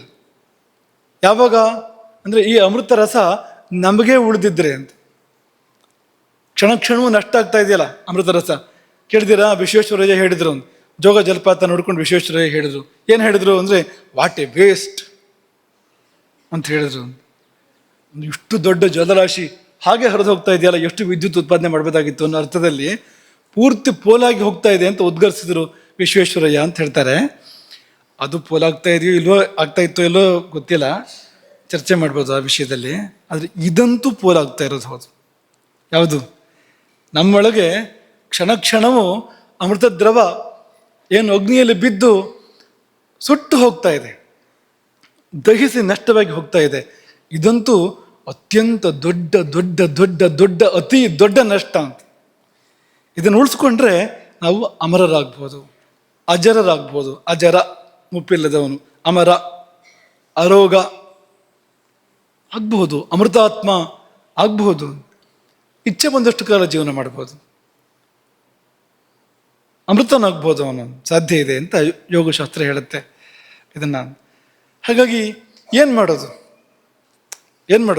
ಅದು ಬೀಳ್ತಾ ಇದೆಯಲ್ಲ, ಅಗ್ನಿಗೆ ಬೀಳ್ತಾ ಇದೆ, ಒಳಗೆ ಬೇರೆ ಇದೆ. ಏನಾದ್ರು ಅಡ್ಡ ಹಿಡಿಯೋಣ ಅಂದರೆ ಪಾತ್ರೆನ ಆಗಲ್ಲ. ಯಾಕೆಂದರೆ ತಾಲು ಮೂಲದ ಅಲ್ಲಿ ಕೆಳಗೆ ಅದ್ರೊಳಗೆ ಅಲ್ಲೇ ಹೋಗಿ ಏನು ಯಾವ ಪಾತ್ರೆ ಹಿಡಿಯೋದು? ಅಲ್ಲಿ ಹೋಗಿ ಏನಾದ್ರು ಈ ಪಾತ್ರೆಗಳನ್ನ ತಗೊಂಡೋಗಿ ಅಲ್ಲಿ ಹಿಡಿದ್ರೆ ಜೀವನ ಹೋಗ್ಬಿಡುತ್ತೆ ಅಲ್ವಾ? ಹೇಗೆ ಅಡ್ಡಯಿಸೋದು ಅಮೃತವನ್ನು, ಹೇಗೆ ಉಳಿಸ್ಕೊಳ್ಳೋದು ಅಂದರೆ ಅದಕ್ಕೆ ಅನೇಕ ಬಗೆಯಲ್ಲಿ ಮಾರ್ಗಗಳನ್ನ ಹೇಳ್ತಾರೆ ನೋಡಿ. ಹಠಯೋಗ ಪ್ರತಿಪೇಕದಲ್ಲಿ ಇದೇ ಮಾತನ್ನು ಹೇಳಿದ್ದಾರೆ. ಯತ್ಕಿಂಚಿತ್ ಸ್ರವತೆ ಚಂದ್ರಾದ ಅಮೃತಂ ದಿವ್ಯ ರೂಪಿಣಃ. ಈ ಚಂದ್ರ ಹೊರಗಡೆ ಕಾಣ್ತಾ ಇರೋ ಚಂದ್ರ ಅಲ್ಲ, ಅವನು ಇವನದ್ದೇ ಪ್ರತಿನಿಧಿ. ಅದು ಹೊರಗಿರೋ ಬಿಂಬ, ಅದು ದಿವ್ಯ ರೂಪಿ. ನಮ್ಮ ಒಳಗಿರ್ತಕ್ಕಂಥ ದಿವ್ಯ ರೂಪಿಯಾದ ಚಂದ್ರನಿಂದ ಯಾವ ಅಮೃತವು ಸ್ರವಿಸ್ತಾ ಇದೆಯೋ ತತ್ಸರ್ವಂ ಗ್ರಸತೆಯ ಸೂರ್ಯ. ಯತ್ಕಿಂಚಿತ್ ಒಂದು ಬಿಂದು ಹೊರಗೆ ಬಂದರೂ ಸಾಕು ಅದನ್ನು ಅಗ್ನಿ ಭಸ್ಮ ಮಾಡ್ತಾ ಇದೆ, ಅಗ್ನಿ ತಿಂದು ಹಾಕ್ತಾ ಇದೆ ಅದನ್ನು ಅಂತ. ಪೂರ್ತಿ ಅಗ್ನಿ ತಗೊಳ್ತಾ ಇದೆ. ತತ್ಸರ್ವಂ ಗ್ರಸತೆ ಸೂರ್ಯ ತೇನ ಪಿಂಡೋ ಜರಾಯುತ. ಅದರಿಂದ ಈ ಪಿಂಡಕ್ಕೆ ಜರೆ ಮತ್ತು ಆಯುಸ್ಸು, ಇಷ್ಟೇ ಆಯುಸ್ಸು ಅಂತ ಆಯ್ತಲ್ಲ, ಮುಪ್ಪು ಬರೋದು ಅಂತ ಆಯ್ತಲ್ಲ. ಯಾಕೆಂದರೆ ಈ ಅಮೃತದ ನಷ್ಟದಿಂದಾಗಿ ಅಂತ ಹಠಯೋಗ ಪ್ರದೀಪಿಕ ಹೇಳ್ತಾ ಇದೆ. ಶಿವಸಂಹಿತ ಕೂಡ ಇದನ್ನೇ ಹೇಳುತ್ತೆ. ನಾಭಿಸ್ಥಿತೇನ ಸೂರ್ಯೇಣ ಗ್ರಸತೆ ಚಂದ್ರಮಂಡಲಂ. ನಾಭಿಯಲ್ಲಿರುವ ಸೂರ್ಯನಿಂದ ಚಂದ್ರಮಂಡಲದಿಂದ ಬರ್ತಕ್ಕಂಥ ಎಲ್ಲ ಅಮೃತವೂ ಕೂಡ ಗ್ರಸತೆ ಸ್ವಾಹ ಆಗ್ತಾ ಇದೆ, ತಿನ್ನಲ್ಪಡ್ತಾ ಇದೆ. ಅದು ಅಮೃತಂ ಯತ್ ಸ್ರವತ್ಯೂರ್ಧ್ವಾತ್ ತೇನ ಮೃತ್ಯುವಶಂ ಗತಃ. ಅದರಿಂದಲಾಗಿಯೇ ಮನುಷ್ಯ ಮೃತ್ಯುವಶನಾಗ್ತಾನೆ. ನೋಡಿ ಎಂಥ ಅದ್ಭುತವಾದ ಸಂಗತಿ. ಯಾವ ವಿಜ್ಞಾನವೂ ಇಲ್ಲಿವರೆಗೆ ತಲುಪಿಲ್ಲ, ಅಲ್ಲಿವರೆಗೆ ತಲುಪಿದೆ ಇದು. ಮೃತ್ಯುವನ್ನು ಗೆಲ್ಲೋದಕ್ಕೆ ಮಾರ್ಗ ನಮ್ಮೊಳಗೆ ಇದೆ. ಮುಪ್ಪನ್ನು, ಮೃತ್ಯುವನ್ನು, ರೋಗವನ್ನು, ವಿಷವನ್ನು ಮೀರೋಕ್ಕೆ ಬೇಕಾಗಿರುವಂಥ ಮಾರ್ಗ ನಮ್ಮೊಳಗೆ ಇದೆ. ಹೇಗಪ್ಪ ಅಂದರೆ ಈ ಅಮೃತದ ಉಪಯೋಗ ತಗೊಳ್ಳೋದಕ್ಕೆ ಮಾರ್ಗಗಳು 3. ಒಂದು, ಹರಿವನ್ನು ತಡೆಯುವುದು. ಅಂದರೆ ಅದಲ್ಲಿಂದ ತಾಲು ಮೂಲದಿಂದ ಕೆಳಗೆ ಹೋಗದೇ ಇರುವಂತೆ, ಜಠರಕ್ಕೆ ಹೋಗದೇ ಇರುವಂತೆ, ಅಥವಾ ಮಣಿಪುರ ಚಕ್ರಕ್ಕೆ ಹೋಗದೇ ಇರುವಂತೆ ಮಧ್ಯದಲ್ಲಿ ತಡಿಬೇಕು ಅದನ್ನು. ಅದೊಂದು ದಾರಿ. ಇನ್ನೊಂದು ತಡೆಯೋದೇ ಅದು ಒಂದು ಹೆಜ್ಜೆ ಮುಂದೆ ಹೋಗಿ ನಾವೇ ಅದನ್ನು ಆಸ್ವಾದನೆ ಮಾಡೋದು ಅಂತ. ಬಿಂದು ಬಿಂದುವಾಗಿ ಬೀಳ್ತಾ ಇರುತ್ತೆ ಅದು. ಬಿಂದು ಬಿಂದುವಾಗಿ ನಾವೇ ಅದನ್ನು ಆಸ್ವಾದನೆ ಮಾಡೋದು. ಇದು ಎರಡನೇದು, ಹೆಚ್ಚು ಫಲ ಇದೆ ಅದಕ್ಕೆ ಮೊದಲನೇದಕ್ಕಿಂತ. ತಡೆಯೋದು ಮಾತ್ರ ಅದು. ತಡೆದಿದ್ದು ನಮ್ಮಲ್ಲಿ ಹರಡ್ಕೊಡುತ್ತೆ ಎಲ್ಲೋ, ಅದು ಅಷ್ಟೇ ಆಯ್ತದು. ಇದು ಹಾಗಲ್ಲ, ನಾವೇ ಅಂದರೆ ಜೀವ ಹೋಗಿ ಅದನ್ನು ಸವಿಯೋದು, ಅದು ಎರಡನೇದು. ಮೂರನೇದು, ಅದನ್ನು ಪ್ರವಾಹವಾಗಿ ಮೈಯೆಲ್ಲ ಹರಿಸ್ಕೊಳ್ಳೋದು. ಸರ್ವತ್ರ ಅಮೃತ ಪ್ರವಾಹದಿಂದ ಆ ಪ್ಲಾವನ ಎಲ್ಲ ಕಣವೂ ಕೂಡ ಅಮೃತದಿಂದ ನೆಂದಿದೆ, ಆ ತರಹ ಮಾಡಿಕೊಡೋದು. ಅದಂತೂ ಅತ್ಯದ್ಭುತ. ಅದು ಕಣವೂ ಅಮೃತ ಅಂತ ಹಾಗಾಗ್ಬಿಡ್ತೇವೆ ನಾವು ಆಗ ಅಂತ. 3 ತರಹದ ಮಾರ್ಗಗಳಿದೆ ಇದಕ್ಕೆ. ಅದರಲ್ಲಿ ಒಂದನೇ ಮಾರ್ಗ ಹರಿವನ್ನು ತಡಿಬೇಕು. ಹೇಗೆ ತಡೆಯೋದು ಅಂದರೆ ಅದಕ್ಕೊಂದು ಬಂಧವನ್ನು ಹೇಳ್ತಾರೆ. ಜಾಲಂಧರ ಬಂಧ ಎಂಬ ಹೆಸರಿನ ಒಂದು ಬಂಧವನ್ನು ಹೇಳ್ತಾರೆ. ನಾಡಿ ಜಾಲವನ್ನೇ ಧರಿಸೋದ್ರಿಂದ ಜಾಲಂಧರ ಬಂಧ ಎಂಬುದಾಗಿ ಹೆಸರು. ಮನಸ್ಸು ಆ ಕಡೆ ಈ ಕಡೆ ಎಲ್ಲೂ ಹರಿಬಾರ್ದು. ಯಾವುದೋ ಒಂದು ನಾಡಿಲಿ ಹೋಗ್ತಾನೆ ಮನಸ್ಸು ವಿಚಲಿತ ಆಗುವಂಥದ್ದು. ನಾವು ಏನೇನೋ ಯೋಚನೆ ಮಾಡ್ತೇವೆ ಅಂದ್ರೆ ಅರ್ಥ ಏನು? ತತ್ಸಂಬಂಧ ನಾಡಿಯಲ್ಲಿ ನಮ್ಮ ಮನಸ್ಸು ಪ್ರವೇಶ ಮಾಡಿದೆ ಅಂತಲೇ ಅರ್ಥ ಅದಕ್ಕೆ. ಹಾಗಾಗಿ ಈ ನಾಡಿಗಳಲ್ಲೆಲ್ಲೂ ಮನಸ್ಸು ಹರಿಬಾರ್ದು, ಜೀವ ಹರಿಬಾರ್ದು. ಆ ಕಾರಣಕ್ಕಾಗಿ ನಾಡಿ ಜಾಲವನ್ನೇ ಧರಿಸುವಂಥ ಒಂದು ಬಂಧ ಅದು. ಕಂಠಕೂಪ ಇಲ್ಲಿ ಏರ್ಪಡುವಂಥ, ತಾನಾಗಿ ಏರ್ಪಡುವಂಥ ಬಂಧ ಸಿದ್ಧರಿಗೆ, ಜ್ಞಾನಿಗಳಿಗೆ, ಸಾಧಕರು ಸಾಧನೆ ಮಾಡ್ತಾರೆ ಅದನ್ನು. ಅಂದರೆ ಅಲ್ಲಿ ಉಸಿರನ್ನು ನಿಲ್ಲಿಸ್ತಾರೆ. ಅಲ್ಲಿ ಆ ಜಾಗದಲ್ಲಿ ಉಸಿರನ್ನು ನಿಲ್ಸೋಕೆ ಬರುತ್ತೆ, ನಿಲ್ಲಿಸ್ತಾರೆ. ಭೌತಿಕವಾಗಿ ಮಾಡ್ತಾರೆ ಅದನ್ನು. ಹೀಗೆ ಅದನ್ನು ಆ ಗದ್ದವನ್ನು ಇಲ್ಲಿಗೆ ಆನಿಸಿ ಉಸಿರು ನಿಂತೋಗುತ್ತೆ. ಹೀಗೆ ಬಲವಾಗಿ ಆನಿಸಿದ್ರೆ ಗದ್ದವನ್ನು ಕಂಠಕೂಪಕ್ಕೆ ಉಸಿರು ನಿಂತೋಗುತ್ತೆ ತಾನಾಗಿ. ಜಾಲಂಧರ ಬಂಧ ಎಂಬುದಾಗಿ ಹೆಸರು. ಹಾಗೆ ಮಾಡಿದಾಗ ಅಲ್ಲಿಂದ ಈ ಜಾಗ ಯಾವುದು? ಕಂಠಕೂಪ ಎಲ್ಲಿದೆ? ತಾಲು ಮೂಲ ಎಲ್ಲಿದೆ? ತಾಲು ಮೂಲ ಇನ್ನು ಮೇಲಕ್ಕಿದೆ, ಕಂಠಕೂಪ ಕೆಳಗಿದೆ, ಗಂಟಲ ಗುಳಿ ಇದೆ ಅಂತ.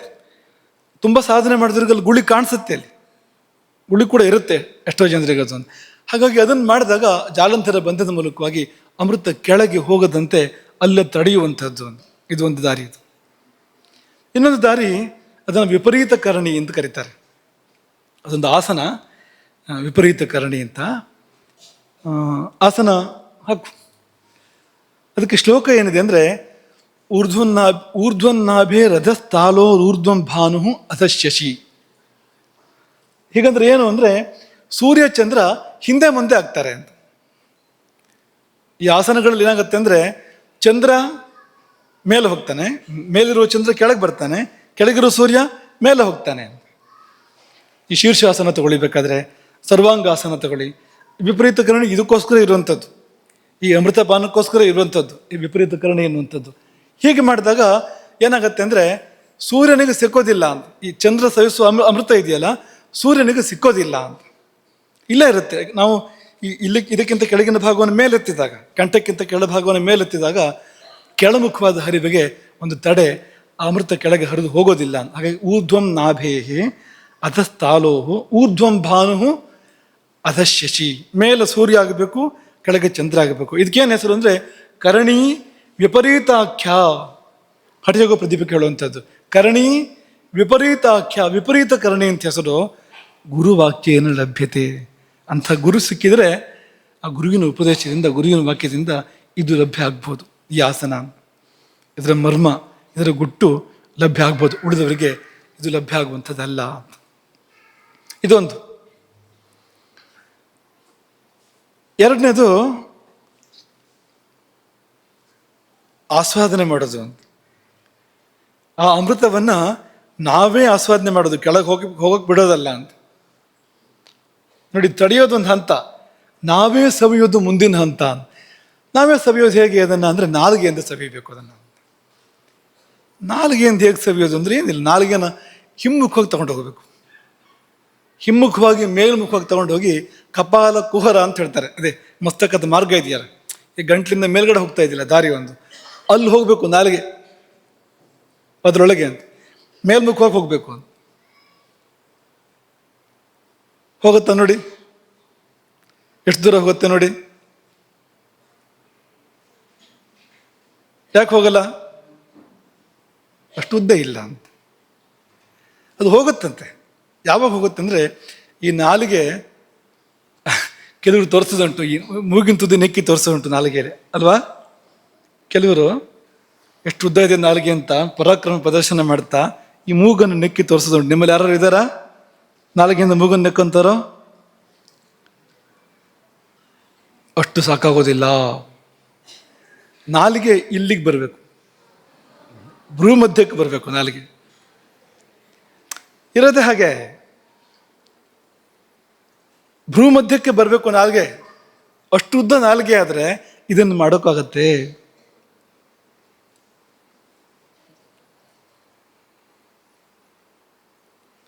ನಾಲಿಗೆ ಅಷ್ಟುದ್ದ ಆಗೋ ಹಾಗೆ ಮಾಡ್ಕೊಳ್ಳೋದಕ್ಕೆ ಖೇಚರಿ ಅಂತ ಕರೀತಾರೆ.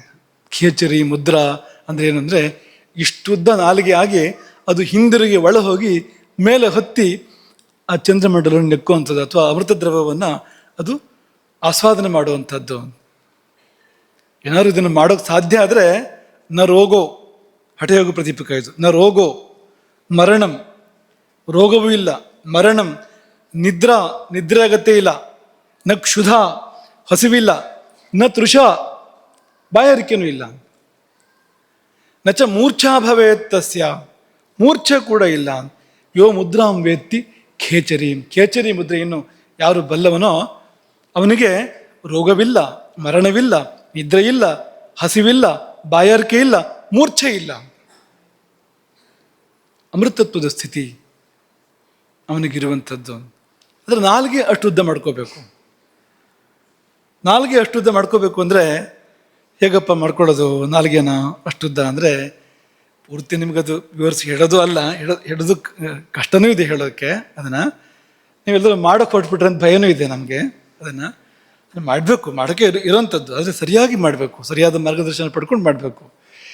ದಾರಿ ಅಂದರೆ ಹಿಮ್ಮುಖವಾಗಿ ನಾಲಿಗೆಯನ್ನು ಸಾಧನೆ ಮಾಡಿ ಮಾಡಿ ಮಾಡಿ ಮಾಡಿ ಉದ್ದ ಮಾಡ್ಕೊಳ್ಳೋ ಇದ್ದಾರೆ. ಬೇರೆ ಏನು ನಾಲಿಗೆ ಮೇಲೆ ಏನು ಕೃತ್ರಿಮ ಪ್ರಯೋಗ ಏನೂ ಮಾಡೋದಿಲ್ಲ. ನಾಲಿಗೆಯನ್ನು ಹಿಮ್ಮುಖವಾಗಿ ಚಾಲನೆ ಮಾಡಿ ಮಾಡಿ ಮಾಡಿ ಮಾಡಿ ಅದು ಉದ್ದಾಗ್ತಾ ಉದ್ದಾಗ್ತಾ ಉದ್ದಾಗ್ತಾ ಹೋಗುತ್ತೆ. ಅದು ತಾನೇ ಉದ್ದಾಗ್ತಾ ಹೋಗುತ್ತೆ. ಯಾಕಂದರೆ ಮನಸ್ಸಿಗೆ ಸಂಕಲ್ಪ ಇದೆ ಅಂತಂದರೆ ಅದಾಗಲೇಬೇಕು. ಅದು ದೇಹದಲ್ಲಿ ನಾವು ನಿನ್ನೆ ಹೇಳಿದ್ವಲ್ಲ, ಪಂಚಭೂತ ಜಯ ಅಂತ ಹೇಳಬೇಕಾದ್ರೆ ನಾವು ಹೇಳಿದ್ದನ್ನು ಕೇಳಬೇಕಲ್ಲ ದೇಹ ಅಂತ. ಹಾಗಾಗಿ ನಾಲಿಗೆ ಹಿಮ್ಮುಖವಾಗಿ ಅಷ್ಟುದ್ದಾಗಬೇಕು ಅನ್ನೋದು ಗಟ್ಟಿ ಸಂಕಲ್ಪವೇ ಆದರೆ ಆ ಪ್ರಯತ್ನಗಳು ಹಾಗೆ ನಡೆದರೆ ಆಗುತ್ತೆ. ಅದೊಂದು. ಹಠಯೋಗದಲ್ಲಿ ಅದಕ್ಕೆ ಬೇರೆ ಮಾರ್ಗವನ್ನು ಹೇಳಿದ್ದಾರೆ. ನಾಲಿಗೆಯ ಕೆಳಗೆ ಹಿಡ್ಕೊಂಡಿದೆಯಲ್ಲ ಅದನ್ನು. ಯಾಕೆ ನಾಲಿಗೆ ಅಷ್ಟು ದೂರ ಹೋಗ್ತಾ ಇಲ್ಲ ಅಂದರೆ, ನಾಲಿಗೆಯನ್ನು ಹಿಡ್ಕೊಂಡಿರ್ತಕ್ಕಂಥ ಬಂಧನ ಕೆಳಗಡೆಗಿದೆ, ನಾಲಿಗೆ ಕೆಳಗಡೆಗೆ ಅಲ್ವಾ. ಅದನ್ನು ಚೂರು ಚೂರೇ ಕೊಯ್ಯೋದು ಅಂತ. ಸ್ವಲ್ಪ ಸ್ವಲ್ಪನೇ. ಎಷ್ಟು ಅಂದರೆ ಒಂದು ರೋಮದಷ್ಟು, ಒಂದು ಸಾರಿ ಒಂದು ರೋಮದಷ್ಟು. ಆಮೇಲೆ ಸುಮಾರು ಅದಕ್ಕೆ ಸಂಸ್ಕಾರಗಳು ಕೆಲಸಗಳು ಇದೆ ಅದಕ್ಕೆ. ಅದಾದಮೇಲೆ ಆಮೇಲೆ 2ನೇ ಸತಿ ಯಾವಾಗ ಕೊಯ್ಬೇಕು, 3ನೇ ಸತಿ ಯಾವಾಗ ಕೊಯ್ಬೇಕು ಅಂತೆಲ್ಲ ಲೆಕ್ಕ ಇದೆ. ಎಷ್ಟೆಷ್ಟು ದಿವಸಗಳ ಅಂತರದಲ್ಲಿ ಅಂತ ಲೆಕ್ಕ ಇದೆ. ಬೆಣ್ಣೆಯನ್ನು ಹಾಕಿ ಉಜ್ಜಬೇಕು, ಅದನ್ನು ಹೊರಗೆ ಎಳಿಬೇಕು, ಅದನ್ನು ನಾಲ್ಗೆನ ಅಂತೆಲ್ಲ ವಿಧಿಗಳನ್ನ ಹೇಳ್ತಾರೆ. ಅದನ್ನು ದೋಹನ, ಚಾಲನ ಅಂತೆಲ್ಲ ಹೇಳ್ತಾರೆ. ಅದನ್ನು ದೋಹನ ಈ ಹಸುವಿನ ಕೆಚ್ಚಲನ್ನು ಕರೆದ ಹಾಗೆ ಆ ಥರ ದೋಹನವನ್ನೆಲ್ಲ ಹೇಳ್ತಾರೆ ಅದಕ್ಕೆ. ಹಾಗೆ ಮಾಡ್ತಾ ಮಾಡ್ತಾ ಹಠಯೋಗ ಪ್ರದೀಪಿಕೆಯಲ್ಲಿ 6 ತಿಂಗಳಲ್ಲಿ ನಾಲಿಗೆ ಅಷ್ಟು ಉದ್ದ ಆಗತ್ತೆ ಅಂತ. 6 ತಿಂಗಳು ಸಮಯ ಕೊಡೋದು. ವಿಧಿಗಳನ್ನ ಹೇಳ್ತಾರೆ, ಬೆಣ್ಣೆಯನ್ನು ಹೇಳ್ತಾರೆ, ಸೈಂಧವ ಲವಣ ಹೇಳ್ತಾರೆ, ಇಂಥದ್ದೆಲ್ಲ ಅದಕ್ಕೆ ಬೇಕಾಗ್ತಕ್ಕಂಥ ಸಾಮಗ್ರಿಗಳಿದೆ. ಆ ಮೂಲಕ ಇದನ್ನು ಪ್ರಯೋಗ ಮಾಡ್ತಾ ಬಂದರೆ ಸಮಯ ಕೂಡ ಹೇಳ್ಬಿಡ್ತಾರೆ ಅವರು. 6 ತಿಂಗಳಿನಲ್ಲಿ ನಾಲಿಗೆಯನ್ನು ಅಷ್ಟೊದ್ದೇ ಮಾಡ್ಕೊಳ್ಬೋದು. ಇದಕ್ಕೋಸ್ಕರ ಹೇಳೋದು, ನೀವು ಇದನ್ನೆಲ್ಲ ಪ್ರಯೋಗ ಮಾಡೋಕ್ಕೆ ಹೋಗ್ಬೇಡಿ, ಸ್ವಲ್ಪ ಅವ್ರನ್ನ ಗಮನಿಸಿ. ಇನ್ಮೇಲೆ ಛಾತ್ರಾವಸ್ಥೆಯಲ್ಲಿ ಎಲ್ಲರೂ ಗುಟ್ಟಾಗಿ ನೀವು ಸಣ್ಣ ಕೂಪ್ ತಗೊಂಡು ಕೊಯ್ಯೋಕ್ಕೆ ಶುರು ಮಾಡಿದ್ರೆ ಆಪತ್ತು. ಹಾಗೆಲ್ಲ ಮಾಡೋಕ್ಕಿರೋದಲ್ಲ, ಇರೋ ನಾಲಿಗೆಯನ್ನು ಕಳ್ಕೊಳ್ಳೋಕೆ ಹೋಗ್ಬಾರ್ದು, ಆ ಥರ ಎಲ್ಲ ಮಾಡಬಾರ್ದು. ಗೊತ್ತಿರಲಿ ಮಾತ್ರ ಹೇಳ್ತಾ ಇರುವಂಥದ್ದು. ಸಮರ್ಥ ಗುರುವಿನ ಮಾರ್ಗದರ್ಶನ ಬೇಕು. ಇಂಥದ್ದೆಲ್ಲ ಮಾಡಬೇಕಾದ್ರೆ ಸಮರ್ಥ ಗುರುವಿನ ಮಾರ್ಗದರ್ಶನ ಹೆಜ್ಜೆ ಹೆಜ್ಜೆಗೂ ಬೇಕಾಗುತ್ತೆ. ಇದ್ದರೆ ಅಂಥದಕ್ಕೆಲ್ಲ ಕೈ ಹಾಕಬೇಕು, ಇಲ್ಲದಿದ್ದರೆ ಅದಕ್ಕೆಲ್ಲ ಕೈ ಹಾಕಬಾರ್ದು. ಅಂಥ ಸಾಧಕರು ಸಿದ್ಧರುಗಳಿದ್ದಾರೆ. ಕೇವಲ ಮಂತ್ರ ಮಾತ್ರದಿಂದ ನಾಲಿಗೆಯನ್ನು ಉದ್ದ ಮಾಡಿಸ್ಕೊಡುವಂಥವ್ರು, ಮಂತ್ರ ಜಪ ಮಾತ್ರದಿಂದ ಇವತ್ತಿಗೂ ಇದ್ದಾರೆ. ಭಾರತ ವರ್ಷದಲ್ಲಿ ಈಗಲೂ ಇವತ್ತಿಗೂ ಕೂಡ ಅಂಥವ್ರು ಇದ್ದಾರೆ. ಕೇವಲ ಮಂತ್ರ ಜಪ ಮಾತ್ರದಿಂದ ನಾಲಿಗೆಯನ್ನು ಉದ್ದ ಮಾಡಿಸ್ಕೊಡುವಂಥವ್ರು ಅಂತ. ಇದು ನಮಗಂತೂ ಈಗ ಹೇಳಿದ ಪ್ರಕ್ರಿಯೆ ಕೂಡ ಅಷ್ಟೇನು ಕ್ಲಿಷ್ಟ ಅಂತಲ್ಲ, ಅಸಾಧ್ಯ ಭಯಂಕರ ಅಂತೇನಲ್ಲ ಅದೇನು. ಈಗ ಹಾಗೆ ಅನಿಸುತ್ತೆ ನಮಗಷ್ಟೇ ಅದು. ಆದರೆ ತಕ್ಕ ಯೋಗ್ಯ ಗುರುವಿನ ಮಾರ್ಗದರ್ಶನ, ಆಶೀರ್ವಾದ, ಮಾರ್ಗದರ್ಶನ ಎಲ್ಲ ಬೇಕು. ನಮಗೆ ದೃಢ ಸಂಕಲ್ಪ ಬೇಕು. ಹಾಗೆಲ್ಲ ಇದ್ದಾಗ ತನ್ನ ಕೆಳಗಿನ ಬಂಧನ ಕಳಚಿಕೊಂಡು ನಾಲಿಗೆ ಅಲ್ಲಿವರೆಗೂ ಹೋಗುತ್ತೆ. ಅದು ಹೋಗಬೇಕು. ಅದು ಹೋದಾಗ ಆ ಅಮೃತ ದ್ರವವನ್ನು ತಾನೇ ಪಾನ ಮಾಡೋಕ್ಕಾಗತ್ತೆ. ಅದಕ್ಕೆ ಅದು ಶಕ್ತಿ ರೂಪ, ಅದು ಚೈತನ್ಯ ರೂಪ, ಅದು ಭೌತಿಕ ರೂಪು ಇದೆ ಅದಕ್ಕೆ ಅಂತ ಹೇಳ್ತಾರೆ. ಈ ಅಮೃತ ದ್ರವವನ್ನು ಕೊಟ್ಟು ತಗೊಂಡು ಎಲ್ಲ ಮಾಡ್ತಾರೆ ಯೋಗಿಗಳು. ಒಬ್ರು ಅಮೃತ ದ್ರವವನ್ನು ಕೊಟ್ಟು ತಗೊಂಡು ಮಾಡೋವರೆಗೂ ಇದೆ ಇದರ ಪರಿಪಾಟಿಗಳು. ಹಾಗಾಗಿ ಭೌತಿಕ ರೂಪ ಕೂಡ ಇದೆ ಅದಕ್ಕೆ, ಇಲ್ಲ ಅಂತ ಹೇಳೋಕ್ಕಾಗೋದಿಲ್ಲ. ಆದರೆ ಅಭೌತಿಕ ರೂಪವೇ ಮುಖ್ಯವಾಗಿರುವಂಥದ್ದು. ಇದು 2ನೇದು. 3ನೇದು, ಇದು ಹರಿಬೇಕು ಮೈಯೆಲ್ಲ. ಇದು ಅದಕ್ಕೇನು ಮಾಡಬೇಕು ಅಂದರೆ ಅದಕ್ಕೆ ಅಗ್ನಿಯ ಗತಿ, ಕೊತನೆ ಕುದಿಬೇಕು ಮೈಯೆಲ್ಲ, ಆಗ ಬರುತ್ತೆ ಮಳೆ. ಸೂತ್ರ ಇದರದ್ದು. ಮಳೆ ಯಾವಾಗ ಬರುತ್ತೆ? ಸೆಕೆ ತುಂಬ ಜಾಸ್ತಿ ಆದಾಗ. ಸೆಕೆ ತುಂಬ ಜಾಸ್ತಿ ಆದರೆ ಹಳೆ ಜನ ಏನು ಹೇಳ್ತಾರೆ? ಮಳೆ ಬರುತ್ತೆ ಅಂತ ಕಾಣುತ್ತೆ ಇವತ್ತು, ಬಹುಶಃ ಮಳೆ ಲಕ್ಷಣ. ಮೋಡ ಆಯಿತು ಅಂದರೆ ಸೆಕೆ ಆಗತ್ತೆ ಕೂಡಲೇ. ಏನರ್ಥ ಅಂದರೆ ಹೆಚ್ಚು ಸೆಕೆ ಆಗೋದು ಅಂದರೆ ಮಳೆ ಬರೋದು ಅಂತ ಅರ್ಥ. ಅದಕ್ಕೆ ಮನಸ್ಸಿಗೆ ಬಂತ? ಹೊರಗಡೆನೂ ಕಾಣಿಸುತ್ತೆ. ಅದು ತುಂಬ ಸೆಕೆ ಆಗೋದ್ರ ಅರ್ಥ ಮಳೆ ಬರೋಕ್ಕಿದೆ. ಅದನ್ನು ಇಲ್ಲಿ ನಾವು ಏರ್ಪಡಿಸ್ಕೋಬೇಕು, ನಮ್ಮೊಳಗೆ ಅದನ್ನು ಏರ್ಪಡಿಸ್ಕೋಬೇಕು. ಏರ್ಪಡಿಸ್ಕೊಂಡಾಗ ಚಂದ್ರಮಂಡಲ ಕರಗಿ ಅಮೃತದ ಮಳೆ ನಮ್ಮಲ್ಲಿ ಬರುತ್ತೆ ಎಂಬುದಾಗಿ ಅನೇಕ ಆಚಾರ್ಯರು ಹೇಳಿದ್ದಾರೆ. ಇವತ್ತು ನಾಳೆ ಕೊಂಚ ಅದನ್ನು ನೋಡೋಣ, ಇವತ್ತು ಸಮಯ ಸಾಲದಕ್ಕೆ. ಶಂಕರಾಚಾರ್ಯರು ಯೋಗ ತಾರಾವಳಿಯಲ್ಲಿ ಹೇಳ್ತಾರೆ, ಉತ್ಥಾಪಿತ ಆಧಾರ ಹುತಾಶನೋಲ್ಕೈ ಆಕುಂಚನೈ ಶಶ್ವದಪಾನ ವಾಯೋ ಸಂತಾಪಿತಾತ್ ಚಂದ್ರಮಸಃ ಪತಂತೀಂ ಪೀಯೂಷಧಾರಾಂ ಪಿಬತಿ ಧನ್ಯ. ಚಂದ್ರಮಂಡಲ ಕರಗಿ ಮಳೆ ಸುರಿಬೇಕು, ಅದನ್ನು ಪಾನ ಮಾಡೋನು. ಪಾನ ಮಾಡೋದು ಮಾತ್ರಲ್ಲ, ಮೈಗೆಲ್ಲ ಹಚ್ಕೊಳ್ಳೋನು, ಅದನ್ನು ಧನ್ಯ ಅವನು ಎಂಬುದಾಗಿ ಶಂಕರಾಚಾರ್ಯರು ಹೇಳ್ತಾರೆ. ಅದಕ್ಕಾಗಬೇಕಾಗಿದ್ದೇನೆಂದರೆ ಅಗ್ನಿ ಜಾಗೃತಿ. ಅಗ್ನಿ ಜಾಗೃತಿ ಅಂದರೆ ವಿಧಾನಗಳಿದೆ ಅದಕ್ಕೆ. ಅದನ್ನು ಮುಂದಕ್ಕೆ ನೋಡೋಣ. ಅದನ್ನು ಒಂದು ಪದ್ಯವಿದೆ ಇದಕ್ಕೆ ಸಂಬಂಧಪಟ್ಟಿರುವಂತೆ. ಕಠಿಣ ಸಾಧನೆಯಿಂದ ಮೂಲಾಗ್ನಿ ಭುಗಿಲೆದ್ದು ವ್ಯಾಪಿಸಿರೆ ವಿಸ್ತರಿಸಿ ತನುವಿನೊಳು ಬಿಸಿಯ ವಿಸ್ತರಿಸಿ ವ್ಯಾಪಿಸಿರೆ ಏನಾಗತ್ತೆ ಅಂದರೆ ತಾಲು ಮೂಲದೊಳಿರುವ ಚಂದ್ರಮಂಡಲ ಕರಗಿ ಸುಧೆಯಾಗಿ ಸುರಿವಾಗ ಸವಿದವನು ಧನ್ಯ. ಸುಧೆಯಾಗಿ ಸುರಿವಾಗ ಸವಿದವನು ಧನ್ಯ. ಅದರದ್ದೇ ಅನುವಾದ ಇದು. ಯಾವುದರದ್ದು? ಶಂಕರಾಚಾರ್ಯರ ಯೋಗ ತಾರಾವಳಿ ಪದ್ಯ ಇದೆಯಲ್ಲ, ಅದರದ್ದೇ ಅನುವಾದ ಇದು. ಹಾಗಾಗಿ ಇದು ಸಾಧ್ಯ ಇದೆ. ಇದಕ್ಕೆ ಏನೆಲ್ಲ ಬೇಕು ಅಂದರೆ ಇದಕ್ಕೆ ಅಪಾನ ವಾಯು ಬೇಕು, ಅಗ್ನಿ ಬೇಕು, ಆಮೇಲೆ ಕುಂಡಲಿನಿ ಬೇಕು, ಪ್ರಾಣ ಬೇಕು. ಇದೆಲ್ಲ ಸೇರಿ ಆಗುವಂಥದ್ದು. ಎಲ್ಲ ಬೇಕಾ ಅಂದರೆ ಇಲ್ಲ. ಅದು ಒಂದು ಶುರುವಾದರೆ ಸಾಲಾಗಿ ಆಗ್ತಾ ಹೋಗುತ್ತೆ ಮುಂದಿಂದೆಲ್ಲ. ಒಂದು ಅಪಾನ ಅದು ಕೆಳಮುಖ ಹೋಗ್ತಾ ಇದೆಯಲ್ಲ, ತಿರುಗಿ ಮೇಲ್ಮುಖವಾಗಿ ಬರೋಕ್ಕೆ ಶುರು ಮಾಡಿದರೆ ಅದು ಅಪಾನ ಪ್ರಾಣದ ಗತಿಯನ್ನು ಹೊಂದಿದ್ರೆ ಸಾಕು, ನಿರಂತರವಾಗಿ ಅಧೋಗತಿಶೀಲ ಅದು ಅಪಾನ. ಅದು ನಮಗೇನಾದ್ರು ಅದನ್ನು ಮೇಲ್ಮುಖ ಮಾಡ್ಕೊಳ್ಳೋಕೆ ಸಾಧ್ಯ ಆದರೆ ಮುಂದಿನದೆಲ್ಲ ತಾನಾಗಾಗ್ತಾ ಹೋಗುತ್ತೆ. ಹೇಗೆ ತಾನಾಗುತ್ತೆ ಅಂದರೆ ಚೂರು ಹೇಳೋದು ನಿಮಗೆ. ಅಪಾನದ ಮೇಲೆ ಇದೆ ಒಂದು ಅಗ್ನಿ, ಮೂಲಾಗ್ನಿ ಅಂತ ಕರೀತಾರೆ, ಮೂಲಾಧಾರದಲ್ಲಿ ಇರ್ತಕ್ಕಂಥ ಅಗ್ನಿ. ಆಯುರ್ವೇದದ ಪ್ರಕ್ರಿಯೆಯಲ್ಲಿಲ್ಲ ಅದು, ಯಾಕೆಂದರೆ ಆಯುರ್ವೇದ ದೇಹದ ಪ್ರಕ್ರಿಯೆನ ಮಾತ್ರ ಹೇಳುತ್ತೆ, ಯೋಗದ ಪ್ರಕ್ರಿಯೆಯಲ್ಲಿದೆ, ದೇಹದಲ್ಲಿರೋದಲ್ಲ ಅದು, ಅಂತರ್ದೇಹದಲ್ಲಿರುವಂಥದ್ದು, ಅಲ್ಲಿರುವಂಥದ್ದು ಮೂಲಾಗ್ನಿ, ಮೂಲಾಧಾರದ ಅಗ್ನಿ ಅದು ಅಲ್ಲೇ ಇದೆ. ಅದು ಈ ಕೆಳಗಿಂದ ಅಪಾನ ಓದೋಕೆ ಶುರು ಮಾಡಿದರೆ ಅದು ಆ ಅಗ್ನಿ ಭುಗಿಲೇಳುತ್ತೆ. ಈ ಮೂಲಾಗ್ನಿ ಮತ್ತು ಮಣಿಪುರದ ಅಗ್ನಿ ಒಂದೇ ಆಗತ್ತೆ, ಎರಡೂ ಕೂಡ ಅಂತ ಒಂದೇ ಆಗಿ ಮೇಲ್ಮುಖಕ್ಕೆ ಹೋಗಿ ಪ್ರಾಣಕ್ಕೂ ಬಿಸಿ ತಟ್ಟುತ್ತೆ. ಅದು ಪ್ರಾಣ ಮುಷ್ಣಕಂ ಅಂತ, ಅದು ಕೂಡ ಬಿಸಿ ಆಗುತ್ತೆ. ಆ ಬಿಸಿ ಆದಾಗ ಈ ದೇಹಾಗ್ನಿ ಏನಿದೆಯೋ ಅದೇ ಮಣಿಪುರದ ಅಗ್ನಿ, ಜಠರಾಗ್ನಿ, ಅದು ಇಡೀ ದೇಹವನ್ನು ಬಿಸಿ ಮಾಡುತ್ತಂತೆ, ಎಲ್ಲ ಕಡೆ ವ್ಯಾಪಿಸಿ ಇಡೀ ದೇಹವನ್ನು ಬಿಸಿ ಮಾಡುತ್ತಂತೆ. ಬಿಸಿ ತಾಳಲಾರದೆ ಕುಂಡಲಿನಿ ಹೇಳುತ್ತೆ. ಆ ಬಿಸಿಯನ್ನು ತಡೆದುಕೊಳ್ಳಲಾರದೆ ಮಲಗಿರುವ ಕುಂಡಲಿನಿ ಕೋಟಿ ಜನ್ಮದ ಗಾಢ ನಿದ್ದೆಯನ್ನು ತೊರೆದೆದ್ದು ಸಾಗುವಳು ಪರಮಪದದೆಡೆಗೆ ಕುಂಡಲಿನಿ. ಹಾಗಾಗತ್ತೆ. ಮೊನ್ನೆ ಹಿಂದೊಂದು ದಿವಸ ನಮ್ಗೆ ಉದಾಹರಣೆ ಕೊಟ್ಟು ಹೇಳಿದ್ರು, ಗಾಢ ನಿದ್ದೆಯಲ್ಲಿ ಇದ್ದರೆ ಬಿಸಿ ತಾಗಿದ್ರೆ ಅವನು ಹೇಳ್ದೆ ಇರ್ತಾನ, ಬಿಸಿ ನೀರು ಹಾಕಿದ್ರೆ ಹೇಳ್ದೆ ಇರ್ತಾನ, ಅವನು ಇದೇ ಹೇಳ್ತಾನೆ ನೋಡಿ. ಹಾಗಾಗುತ್ತೆ ಕುಂಡಲಿನಿಗೆ. ಆ ಬಿಸಿಯಲ್ಲಿ ಅದು ಎದ್ದು ಜೀವದೊಡನೆ ಮೇಲ್ಮುಖವಾಗಿ ಸಾಗುತ್ತೆ. ಅದು ಆ ಪ್ರಕ್ರಿಯೆಯಲ್ಲಿ ಚಂದ್ರಮಂಡಲ ಕರಗಿ ಕೆಳಗೆ ಬೀಳೋದು, ಅಮೃತದ ಮಡಿಯಾಗಿ ಕೆಳಗೆ ಬೀಳೋದು, ಅದನ್ನು ಜೀವವೂ ಪಾನ ಮಾಡುವಂಥದ್ದು, ಕುಂಡಲಿನಿಯೂ ಪಾನ ಮಾಡುವಂಥದ್ದು. ಅದು ಅಮೃತ ಸರ್ಪ, ಅದು ವಿಷ ಸರ್ಪ ಅಲ್ಲ ಅದು. ಯಾಕೆಂದರೆ ಈ ಅಮೃತ ಪಾನಕ್ಕೆ ಒಂದು ಜನ ಅದು ಎದ್ದು ಬಂದರೆ ಲಾಭ. ಅದಕ್ಕೆ ಏನಾಗುತ್ತೆ ಅಂದರೆ ಹಾಗೆ ಅಲ್ವಾ, ಎಷ್ಟೋ ಕಾಲದಿಂದ ಮಲಗಿದ್ದೀರಿ ಅಂತ ತಿಳ್ಕೊಳ್ಳಿ, ಎದ್ದು ಕೂಡಲೇ ಏನಾಗುತ್ತೆ ನಿಮಗೆ? ಎದ್ದ ತಕ್ಷಣ ಏನಾಗುತ್ತೆ? ಕುಂಭಕರ್ಣನಿಗೆ ಏನಾಯಿತು? ಎಷ್ಟೋ ಕಾಲ ಮಲಗಿದ್ನಲ್ಲ, ಎಚ್ಚರ ಮಾಡಿದ್ರಲ್ಲ, ಎದ್ದು ಕೂಡಲೇ ಏನಾಯಿತು? ಕುಂಭಕರ್ಣನಿಗೆ ಹಸುವಾಯಿತು. ಅದಕ್ಕೂ ಹಸುವಾಗುತ್ತೆ, ಕುಂಡಲಿನೂ ಕೂಡ ಹಸುವಾಗುತ್ತೆ ಅಂತ. ಆಗ ಅಮೃತವನ್ನು ಅದು ಪಾನ ಮಾಡಿದರೆ ಸಾಕು, ಎಲ್ಲ ಕಡೆಗೂ ಪ್ರಾಪ್ತ ಆಗತ್ತೆ, ಎಲ್ಲ ಕಡೆಗೂ ಬರುತ್ತೆ. ಅದು ಅಮೃತ ಸರ್ವತ್ರ ವ್ಯಾಪಿಸತ್ತೆ ಅದು ಅಂತ. ಹಾಗಾಗಿ ಅದನ್ನು ಹಠಯೋಗ ಪ್ರದೀಪಕ ಹೀಗೆ ಹೇಳುತ್ತೆ, ಲಾಕ್ಷಾರಸಾದಿ ಕಲ್ಲೋಲ ಧಾರಾಕಾರ ಸುಧಾಮಯಿ ಅಮೃತಮಯವಾಗಿರುವಂಥದ್ದು. ಲಾಕ್ಷಾರಸ